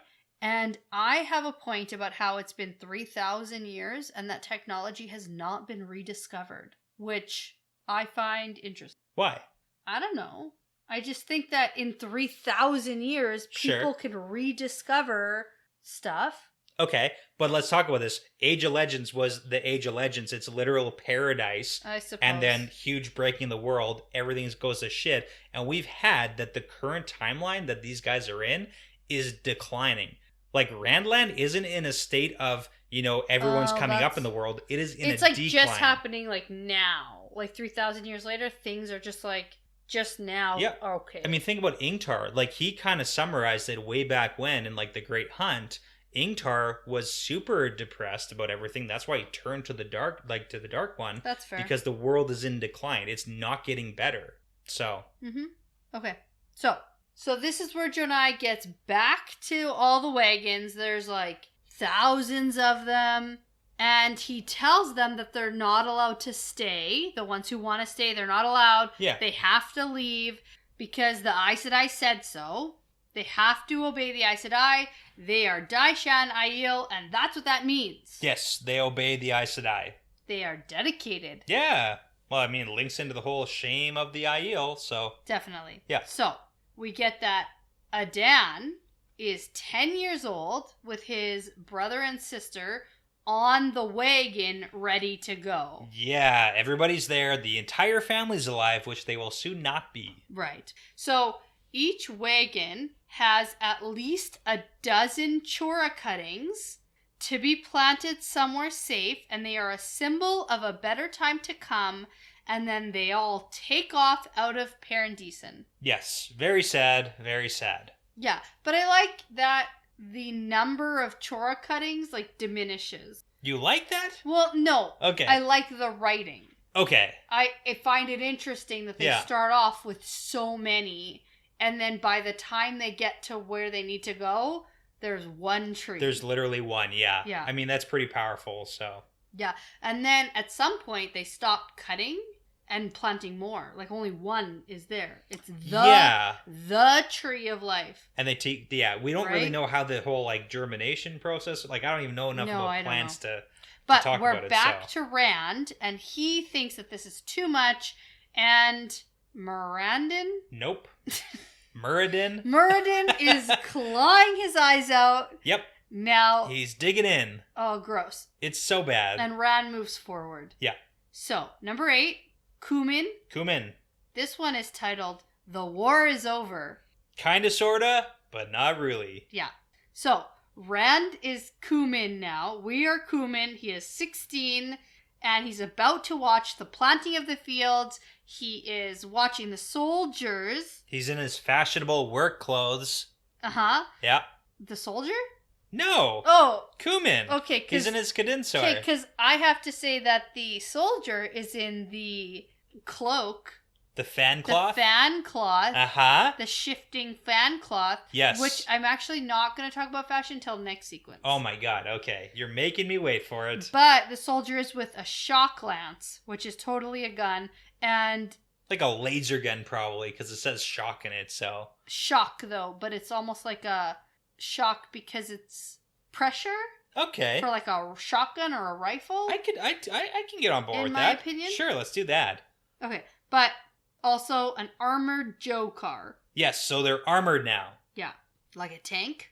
I mean, possibly. We don't really know what a Joe-car is, but... no, we don't. Okay. So, Charn is Cumin's great-grandfather, and he claims that there used to be a time without soldiers, Murdral, Trollocs, Forsaken, when the Dark Lord of the Grave had been bound away and no one knew his name or the word war. Yeah, that's huge. Yeah. So, Charn also claimed that he used to serve Lanfear. Yeah, so that's super important. Oh, yeah. But before she was evil. Yeah. But people really don't like this. But I mean, super important that Charn says he served Lanfear. Yeah. Yeah. And we have a lot to say about that next sequence. Next sequence. Not this sequence, next sequence. The theme of this episode is... we'll talk about it next sequence. And it's always next sequence, next sequence. But I mean, that's fantastic writing, so. Absolutely. Okay. So, we get that the crop planting scene of the Aiel and the Ogier is happening now. They are singing together, and the Nim is like dancing around the field, making everything grow. Yeah, so Meshta is the one for this field. I was gonna say, not just any Nim. Yeah. The one we know. An interesting tidbit about the Zamai sprouts. Sure. So Mai, M-A-I-S, in French is corn. Yeah, and Zamai, I'm pretty sure in another language is actually the translation of like maize. Yeah, maize, Yeah. corn. Yeah. It's like same word. Cool. Yeah. So anyways, I just thought that. Anyway, we get that the Nim are older than everyone. They never die, and they make all the plants grow, and the blight doesn't touch them, and insects don't touch them. Well, it's kind of funny because the corn is growing right now. It's like a planting ceremony. They planted, they sing, they dance. And it grows. And it grows right now. Yeah. Yeah, so I mean, pretty good. Yeah. So the singing ends, everyone is happy. The soldier is standing there watching, and he's like wearing a helmet that looks like an insect. Ha! Okay. Oh, dang. So... Oh, dip. I mean, that's pretty big because we know that the whole Shanshan wear the insect helmets. That's right. So it seems like the Shanshan who got sent across the ocean by Archer Hawkwing, they picked up the Age of Legends armor sense. Yeah, the soldiers' armor. outfits. Yeah, I mean, we never got the whole fact that Archer Hawkwing's armies you dress know like what? that necessarily. That was something I was actually looking out for during this trip back in time. Yeah. Some sense of the Archer Hawkwing War. Sure. And we got nothing. No, but it does seem like, okay, it used to be Age of Legends like armor, and then somewhere along the lines, the Shanshan, probably after they went across the ocean, picked up that trend from, I don't know, maybe history books or something that was written down, but it doesn't seem... Or like maybe they never got rid of it. Yeah. Because it seems to me like the soldiers never really stopped being soldiers from this scene. Yes. Because I feel like that had to have been like some sort of play on Robert Jordan's personal war experience too, where a lot of soldiers he went to war with. He went back and he's like, oh, the war's over, but then they're super lost and they're like, what do we do without war? Well, there's still something to do because we kind of get that whole soldier scene where he's like, I mean, there's still Trollocs, there's still Knight Riders, there's still something for me to be useful in. Yes. Because that's what he's trained for his life. Mm-hmm. So, yeah. But yeah, so, and we don't get a lot of the armor for Archer Hawkwing, so it's hard to say. Nothing. But clearly, Age of Legends. It's here. Yeah. So, there's an Ogier named Tamada, and they ask if there's news, and he says that Luce Theron has led the companions on a strike at Shealgul. The reports are that the bore is sealed with all or most of the Forsaken on the other side, and the war is over, and he seems super lost. But he's like, but there's still Trollocs to fight. I mean, can still fight them. This is crazy because we know that that was a thing LTT did with his companions, but only the men did it, and they went, and that was the whole counterstroke, and that was the whole, like, tainting. So, the war's over, but nothing, they still lose. Yeah, exactly. This is when stuff starts to go downhill. That's right. Okay, so Kuman needs to talk to Charn about this, his great-grandfather, right? Yeah, great-grandfather. Okay. So he takes off into the town, and he's running, and then gets punched in the face, and a guy yells at him that the Forsaken are dead, and Lanfear will not protect him anymore. Yeah, so hitting a Aiel is unheard of. Bad. Because they're, like, super peaceful. Yes. And so this guy says, we will root out all of you who served the Forsaken while pretending to be on our side, and we're going to treat you like we treated that crazy old man. Yeah. And I thought, uh-oh. So, I mean, starting the disdain for the Aiel / the Tinkers, like we already had from the get-go in Emond's Field, a disdain for the Tinkers. Yeah. So it's like when you really start to look at that, that's ingrained like prejudice towards these people. From like 3,000 years ago? From 3,000 years ago. It's crazy. So the woman says like, shut up. Do you want the Ogier coming for you? The guy shuts up. Kuman takes off running to find Charn. He finds him behind the inn, hanged from a pole very gruesomely. Yeah. And then we get back to Rand. Yes. So Charn was hung by clearly these people who are now out to get all the Aiel.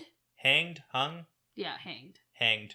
It's the only time hanged is proper. Okay. Yeah. Fair. Okay. He got hanged by these people. And I mean, that's crazy because like I was saying, it's the prejudice that starts now and clearly has been ingrained for several years. Also because Charn claimed to serve Lanfear. Yeah. I think that that's where it comes from. I don't necessarily think that people have a disdain for the people who are peaceful. I think it has more to do with his whole thing about serving the Forsaken. Sure. But remember the last sequence where we got the how long is it going to be before people think that we only serve the dragon and not all Aes Sedai. Yeah. Right? So that's the hard thing to say too, because also we know that LTT / the dragon, his name doesn't go very well through history. Yeah, fair. Okay. Yeah, back in Emmonsfield, everyone thinks the dragon is synonymous with the Dark One. Well, and it's like, why do the Aiel call themselves the people of the dragon, but never talk about it? Yeah, exactly. Okay. So we're back to Rand. The lights are shimmering in a blue haze that seems solid now, and that claws at his nerves, so obviously not helping anything. Yeah. And Muradin? Nope. Muradin. Yep. Muradin has torn his eyes out. Yep, he's got bloody eye sockets. And is chewing off his tongue. Yes, he is. So that's gross. You know, I gotta say, I don't think he's gonna make it.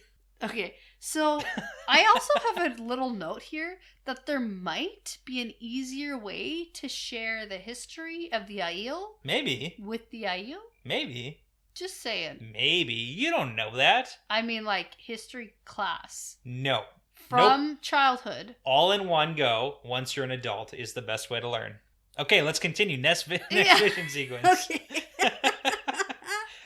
Number 9. Yeah, they get their formal education from the Emmonsfielders. Oh my god, it's so bad. Okay, so number 9, Charn.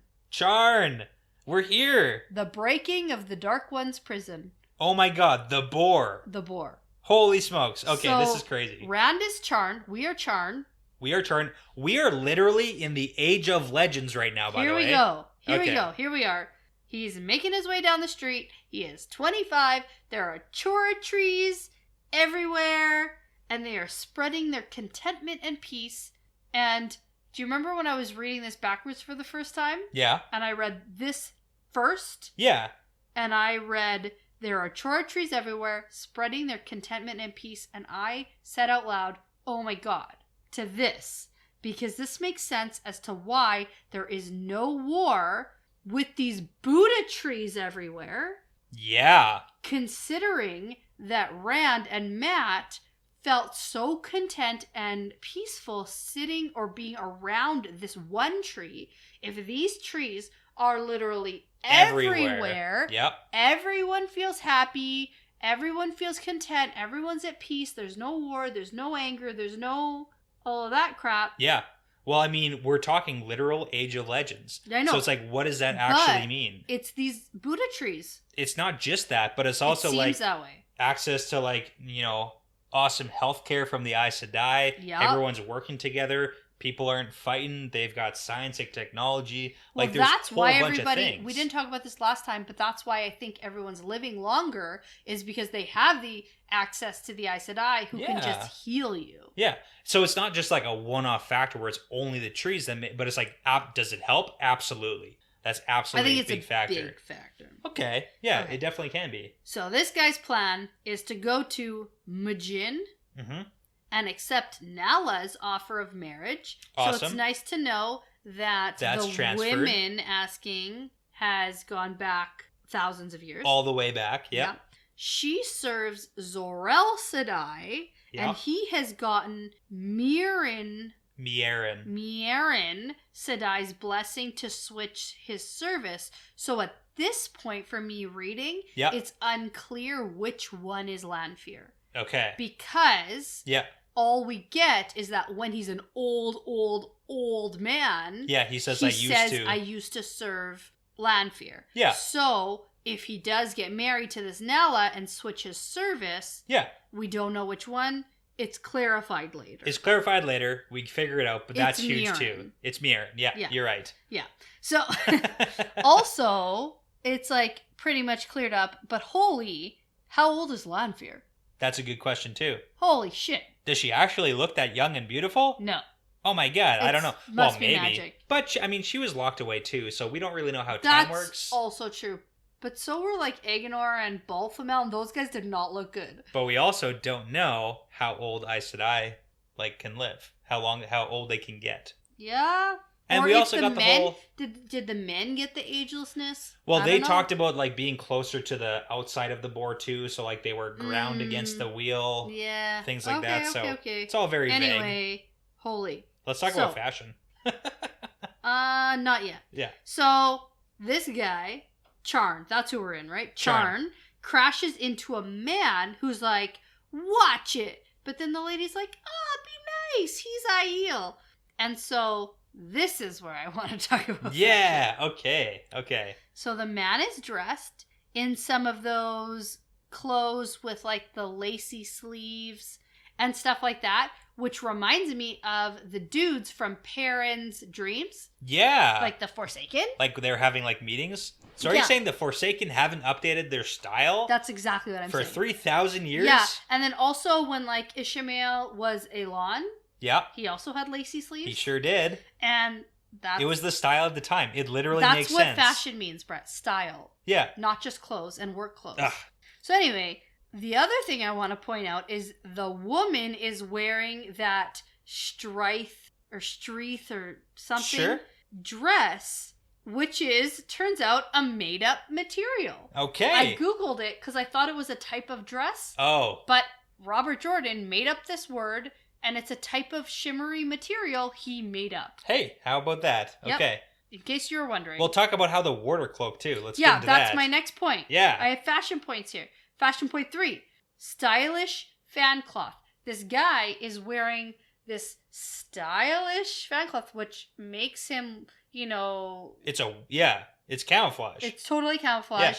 Yeah. It went from stylish fan cloth turned soldier fan cloth turned water cloak. Yes. Throughout the time. That's pretty cool. Yeah. How about that for, transformation? Really cool. I love it. It's great. So anyway, the citizens seem to think that the Aiel are all made of glass, and the guy's like, oh my god, are you okay? And he's like, I'm fine. He's like, no, you're not okay. Yeah. And he's like, no, I'm fine. They protest about him being hurt, and they're trying to take care of him, and then the ground ripples, and then the air ripples around them too. Yeah. So, notable difference in the treatment of the Aiel from here to when it was Cumin's point of view, where he gets punched in the face, and it's like, we're going to hang you like we hung Charn. That's after the Forsaken are gone, and they're like, Lanfear can't protect you. But that's what I'm saying. We think that you and your family served the Forsaken. And you've been faking it the whole time. That's different, yeah. It is, but it's when you look at the progression of the treatment of the Aiel over the generations, it's extreme. Yeah, okay, fair. So he pushes through the crowd, looking up at Sharom. The Sharom. The Sharom. Yes. It's a giant white sphere hanging 1,000 feet in the air, and it's 1,000 feet in diameter. Yeah, it made me question whether or not they were describing the sun. No, they are not. No. It's a building. It's hanging above the Colum Dan, so it's a big, big, giant building. But it's just in the sky. This is the Age of Legends. Yes. Okay. So I know. I get it. Yeah, okay. Go with it. So Mierin, aka Lanfear, said that today's the day something about the power is gonna happen. Okay, let's actually talk about this. Okay, because they were gonna find a new source. Yeah. And her and some dude. So okay. Yeah, you do. We gotta clarify this because you can't do it. Help me. Okay. So she said today's the day because she has found a new source for the one power where females and males will be able to tap the same source instead of tapping separate halves. So we know that men and women would work together for the greatest of feats, but now there's going to be an even greater one with no differences, and her and Betamon would tap it for the first time. And it's going to be even greater, and that totally sounds like Lanfear. Sure, yeah, she's absolutely. Greatness. Yeah. And she's like, let's be greater than greatness. And so she found a way to be greater than greatness, but turns out... But she was doing something, searching, researching, doing something. So, yeah. And then what happens? Do we think that she was secretly dark side? Was there dark side in Age of Legends? That's a good question. And that's an answer for you to try and answer. Like one day?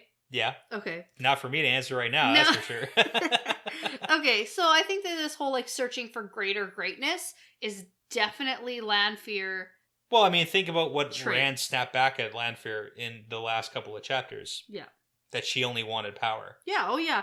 Well, and that's how she's reached out to all the boys. Yeah. Don't you want greatness, glory, all that stuff. Yeah. So, okay. So back to this giant sphere though, because it starts just like bursting apart and the pieces of white are falling down in like black fire, spreading darkness across the sky, and people are just like screaming everywhere. Yeah. And Charn starts running to the Kolam Dam. Kolam Dan. Yeah. But he knows he's too late and he's crying. Yeah, so this giant floating sphere is basically falling and crashing to the ground where Lanfear is, which is like his master essentially, and he couldn't make it in time. So I mean, we get to see the drilling of the bore in the sense that this is where it happened. Okay, so then we're instantly back to Rand. Yeah.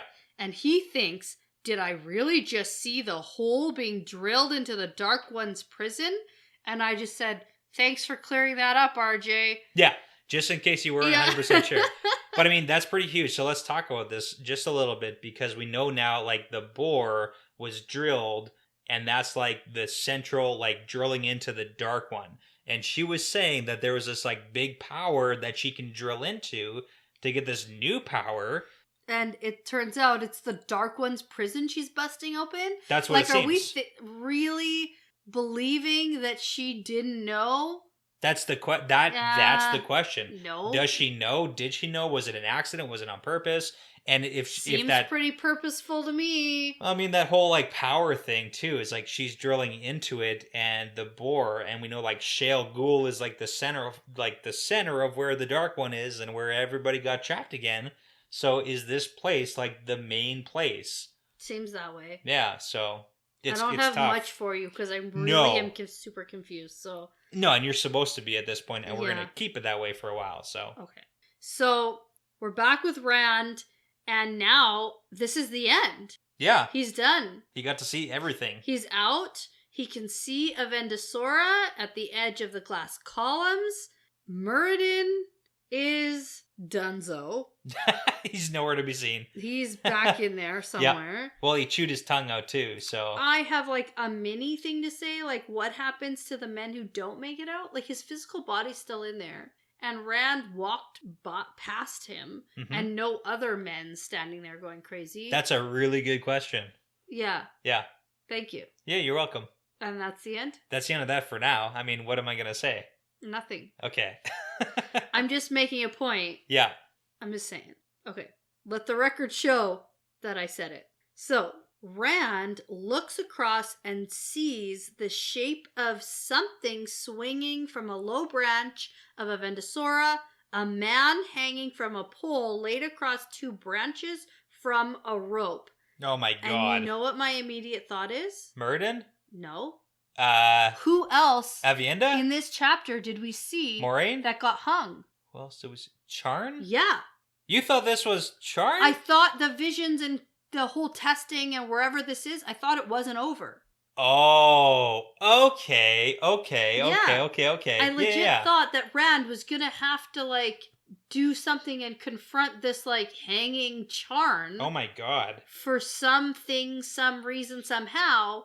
I was dead wrong. Yeah, well, But, I mean, like, you gotta know where my head was. well, you also didn't read it because it says he sees something low in the branches of the Tree of Life, and Charn was not hung in a Chora tree. No. I don't care. That's not the point. Oh, okay. The point isn't where exactly he was hung. Like, that doesn't matter to me. I thought this whole thing wasn't over. Okay. And so now he's back out in quote Rhoidian, and maybe this whole Charn, like this hanged Charn, is like still part of it, and maybe it's the end. Okay. Like, that makes okay.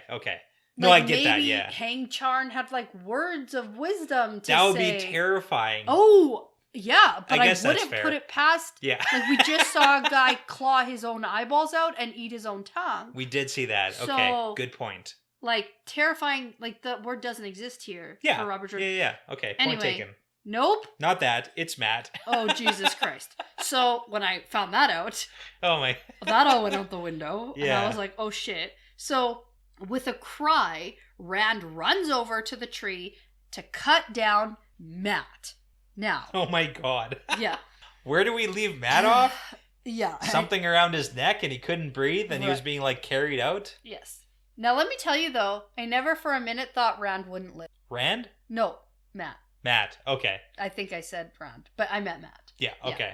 We've been talking for a long time. Yeah, that's fair. Words are hard at this point. So, Rand tears away, like he tears him down, tears away Matt's clothes and a silver medallion, and he listens for a heartbeat, but he doesn't hear one. Matt is clearly dead. Well, he's not breathing. He doesn't have a heartbeat. He's dead. So then Rand... I mean, trusting the medical advice of Rand al'Thor. Well, he starts a very wild version of CPR. Yeah. Just like beating on him and then breathing and then beating on him and whatever. So then all of a sudden there's a faint heartbeat and he wants to do more, but he is haunted by the girl in the stone and he doesn't want Matt to be like a puppet moved by the power. Yeah, he zombie wants girl. Matt to actually be alive. Yes, which that's is fair. Good. He's traumatized from the first incident. So, finally, Matt jerks and coughs and says, "Those flaming sons of goats, they tried to kill me." So he remembers some of it. So all of it. Okay. Yeah. Well, we got to get some of these questions out of the way here because I have like a list of them, but I want to tackle a few of them. Right now? Oh, yeah. Okay, go. Matt's not dead. No. You didn't But think he died and lived again. That's the question. Is this the, fated to die and live again? 100%, yes. Okay. Yep. He didn't have a heartbeat. He was dead. Well, again, you're trusting the medical advice of Rand al'Thor, who, couldn't hear a heartbeat and did some version died of CPR. And lived again. This is it. Does it have anything to do with the fact that he was hanging from the tree of life? Probably. How long was he hanging there? I don't know. How long does it take to actually die when you're hanging? Yeah. Sometimes a long time, because you actually usually die from strangulation, not from, breaking your neck. Yeah. So, what actually happens? I have no idea. I didn't think that deeply about it. I mean, but that's the big thing, so... Yeah. Okay. Anyways, yeah, let's continue now. Uh-huh. That's a few of them. Yeah. I got some more. But let's okay. Yeah. So Rand is like, wait, who tried to kill you? And then he looks around and he's like, was it Muradin? There's no one else here. Yeah, it's just you and me, man. Yeah, and then Matt explains about there being another doorway here, but not really. And he doesn't really tell Rand about it, but he sort of does. And I wish they talked about this more, but they don't. Well, it's the same but different because he's like, oh, do they ask questions? Because Rand wants more questions answered, obviously. He's like, oh, that would be really helpful. Yeah. But again, prediction time. Knowing now there's a second doorway here in Ruidian, is Rand at some point going to return and go through this doorway also? I didn't think about that, and I think no. Okay. I don't think so. Really? Yeah. Really? No, I don't Went get through that the first vibe. one pretty fast. Yeah. Not this one, though? No, because Okay. he wants answers. I don't know. It seems... I don't get the vibe. You don't feel... Really? You don't feel it? feel I don't feel it. Nope. Okay, go with your gut, right? No, okay. I don't think Good. Rand is ever coming back here. That's on the list. Yeah. Okay. Yep. Maybe. Now that I said it, I doubt myself. But no. Let's talk about Matt now because he's just really bad at explaining stuff. Yeah. So he tells Rand that there were no answers. They're just cheaters. And then he sees the medallion has a fox head on it. It's a silver fox head medallion. Good. So he picks it up and he pockets it. And he's like, at least I got something from them. Yeah. And then he looks at the weird sword spear. And he's like, well, this thing's cool, though. And has ravens on it. And Rand thinks it has some script on it. But Matt can read it. He says it's a joke. Yeah. It's a fine joke. Joke's on them. Yeah. So we know that the strange cursive writing is Old Tongue. Which is why Matt Rand can can't read it and Rand can't. And there's a pair of birds which are ravens on it too. So that's important. Yeah. So the script is, thus is our treaty written, thus is agreement made, thought is the arrow of time, memory never fades, what was asked is given, the price is paid. Yeah, I got a fun fact for that for later, not now. Okay. But so Matt's head is spinning, and obviously, because he was like dead. You just got hanged by the neck. Your head's gonna hurt. Yeah. And he asks if Maureen will heal him, and Rand thinks, man, he must be pretty hurt if he wants Maureen's help. But I think I have a little bit of a prediction about... Sure. So Matt asked for 3 things. He did. One of them was to have the holes in his memory back. Yep. Or have them filled. Yeah. Right? One was fill holes in my memory. Yeah. And so this spear has a quote about memory and thoughts on it. Sure. So this spear has something to do with that. Okay, makes sense. He wanted to have a way to be away from the power and Aes Sedai, and Sure. he also wanted to be away from them and back in Ruidian. Yes. And so I think that dying in Ruidian Sure. fulfills both of those requests. Because he's going to be away from the power and the Aes Sedai if you're dead. If he's dead. But what about the silver foxhead medallion? Like, he clearly got the spear sword thing. Spear sword? Yeah. He got the silver foxhead medallion. Oh, yeah, maybe that's... And he got back to Ruidian. But dead. Because there was a price. Yeah. So, like, how does that all factor in? Maybe the medallion will have something to do with blocking the power? I don't know. I thought being dead was the answer to both of those. I mean, you're not wrong because it's an interpretation of events. But it's just like we got 2 physical objects and he got a return That's for fair. it. Okay. Yeah, so... Okay. Anyway. Hey. So they decide to leave. Even if it's nighttime, they're going to head back to the waste. They walk out of there and Rand notices that the dust is like rippling as if there's wind, but there's no wind here. And Matt's like, fuck, I think we're in trouble. And then he's an asshole to Rand. And he's like, that's what I get for hanging out with you. You always get me into trouble. Yeah, that's not so good. No. But Rand thinks that this is the bubbles of evil. Yeah. Like the Dark One's evil seeking out the Taviran. Yep. And the dust starts forming together into like shapes into like of a solid man. Yeah, they want to kill him. With like sharp claws Yeah. as fingers. Yeah. And Rand gets his fire sword and bursts it into dust, but then a bunch of others replace it. Matt uses his new spear like a quarterstaff, and Rand uses his sword, and they keep fighting these shapes in dust. Rand's old wound breaks open, which I think is important to note, and they both get all cut up, and then Rand thinks about Lanfear's words. Yeah, okay, hold on, pause. Couple things. Number 1, it doesn't specifically say that it breaks open. Oh, it just hurts him. It's like to the point of splitting open, so we don't exactly know if he's actually bleeding. Okay. But very close. His face is bleeding. Yes, he is bleeding, and they're losing, and they're doing bad because they're just like fighting these like weird shadow monsters. Before this happens, I did want to point out... How many days later is it from the last bubble? Like, not many. Yeah, that's a good question. Yeah. We're like in a different place. I don't know. That's hard to say. Yeah. Okay, but also, before the shapes attack them, Rand stops again at the 2 statues of the man and woman with the little crystal spheres. Yeah. And he looks down and like thinks about it, and he says, not yet, not for a long time if he's lucky. Okay. So it's just kind of like an instance of, does he have a plan for these somehow? Because if he's saying not yet, not for a long time, like, what are you talking about? Yeah, I don't know. Okay. I don't know. Noted. I might have something for you if it hadn't have been 2.5 hours of talking into the night. I'm just like putting it on record. I know. And we'll talk about it later. Yeah, this is a lot. We have more episodes to record where we can talk about this. Really? A few. We got like a half a dozen. Good. So, okay. So anyways, Rand thinks about Lanfear's words here. You do not do 1/10 of what you're capable of. And he laughs and then uses the power to burst them all. Yeah. Way to go, Rand. You figured it out. He did it. And then Matt's like, what the fuck? Why didn't you do that from the beginning? But they start forming again. And so Matt and Rand run and run and run back through the fog, and nothing follows them through. Yeah, so they get out of Ruidian, and they're safe. I have a funny note Sure. that maybe this actually wasn't a bubble of evil. Okay. And this happens to everyone in Ruidian. Okay. And that's why so few make it out. Really? I don't actually believe it. That seems less But it's a likely than thought. the other thing that we're going to talk about, because we got to wrap up a few little key plot points here. But so. I just thought that was Yeah. Anyways, hold on. Did you know what time it is? dawn.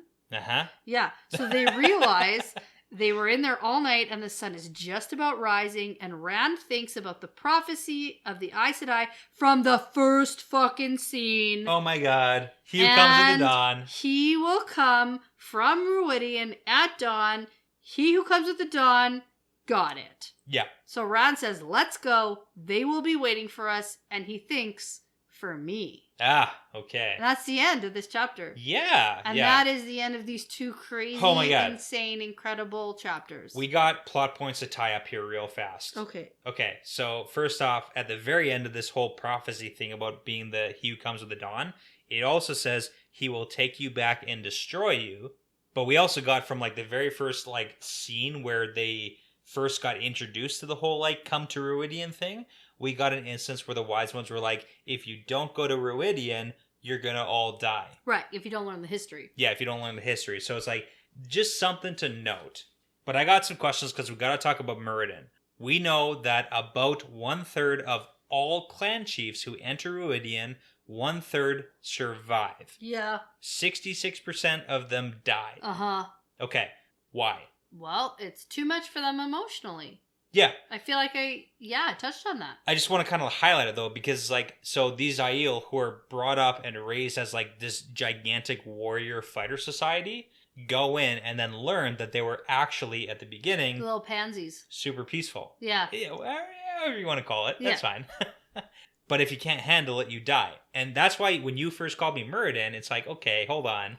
Well, no, but you get what I'm getting at. Yeah, no, I do. It's just that when you're personally involved in something and then somebody tries to tell you differently or show you something different or tells you the truth against something you believed You're whole life, invested in the culture. it's super emotional. Yeah. And Rand, being an outsider, there's no emotion involved. It's pure fact for him, right? Yeah, yeah. And it's more confusing than anything for Rand. Yeah, that makes sense. So he doesn't have the emotional attachment to be like, this And destroys my way of life. To be honest, that's probably why the women connected That's a good point. to the spear, because not every wise one is a maiden, right? Fair point. Keep in mind, the women get 2 trips. Well, they have to make it through the rings. Yeah. And then they make it through the columns, whatever the ring is. Do you think that the women get better training from the wise ones than the men do from clan chiefs? Well, we do get that Avienda got more information before going into Ruidian than the men did.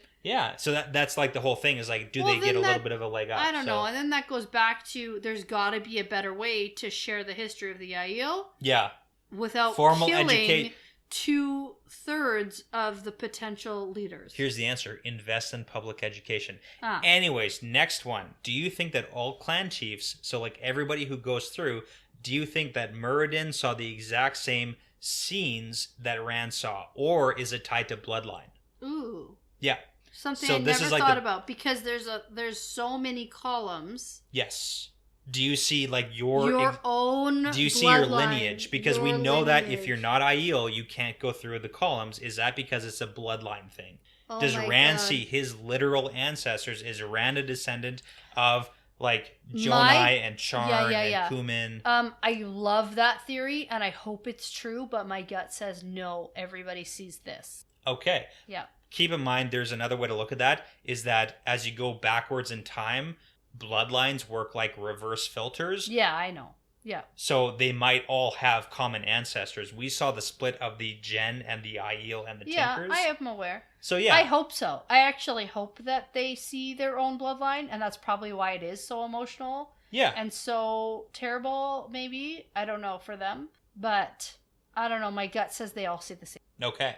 Yeah, and I do have more questions, but I can save them when we have more time to talk about them. Let's do it, because this is a lot. This is enough. There was so much to take in here. And I'm ready to say, That this is part of the pattern now. I think it's part of the Aiel's pattern now. Absolutely. Okay.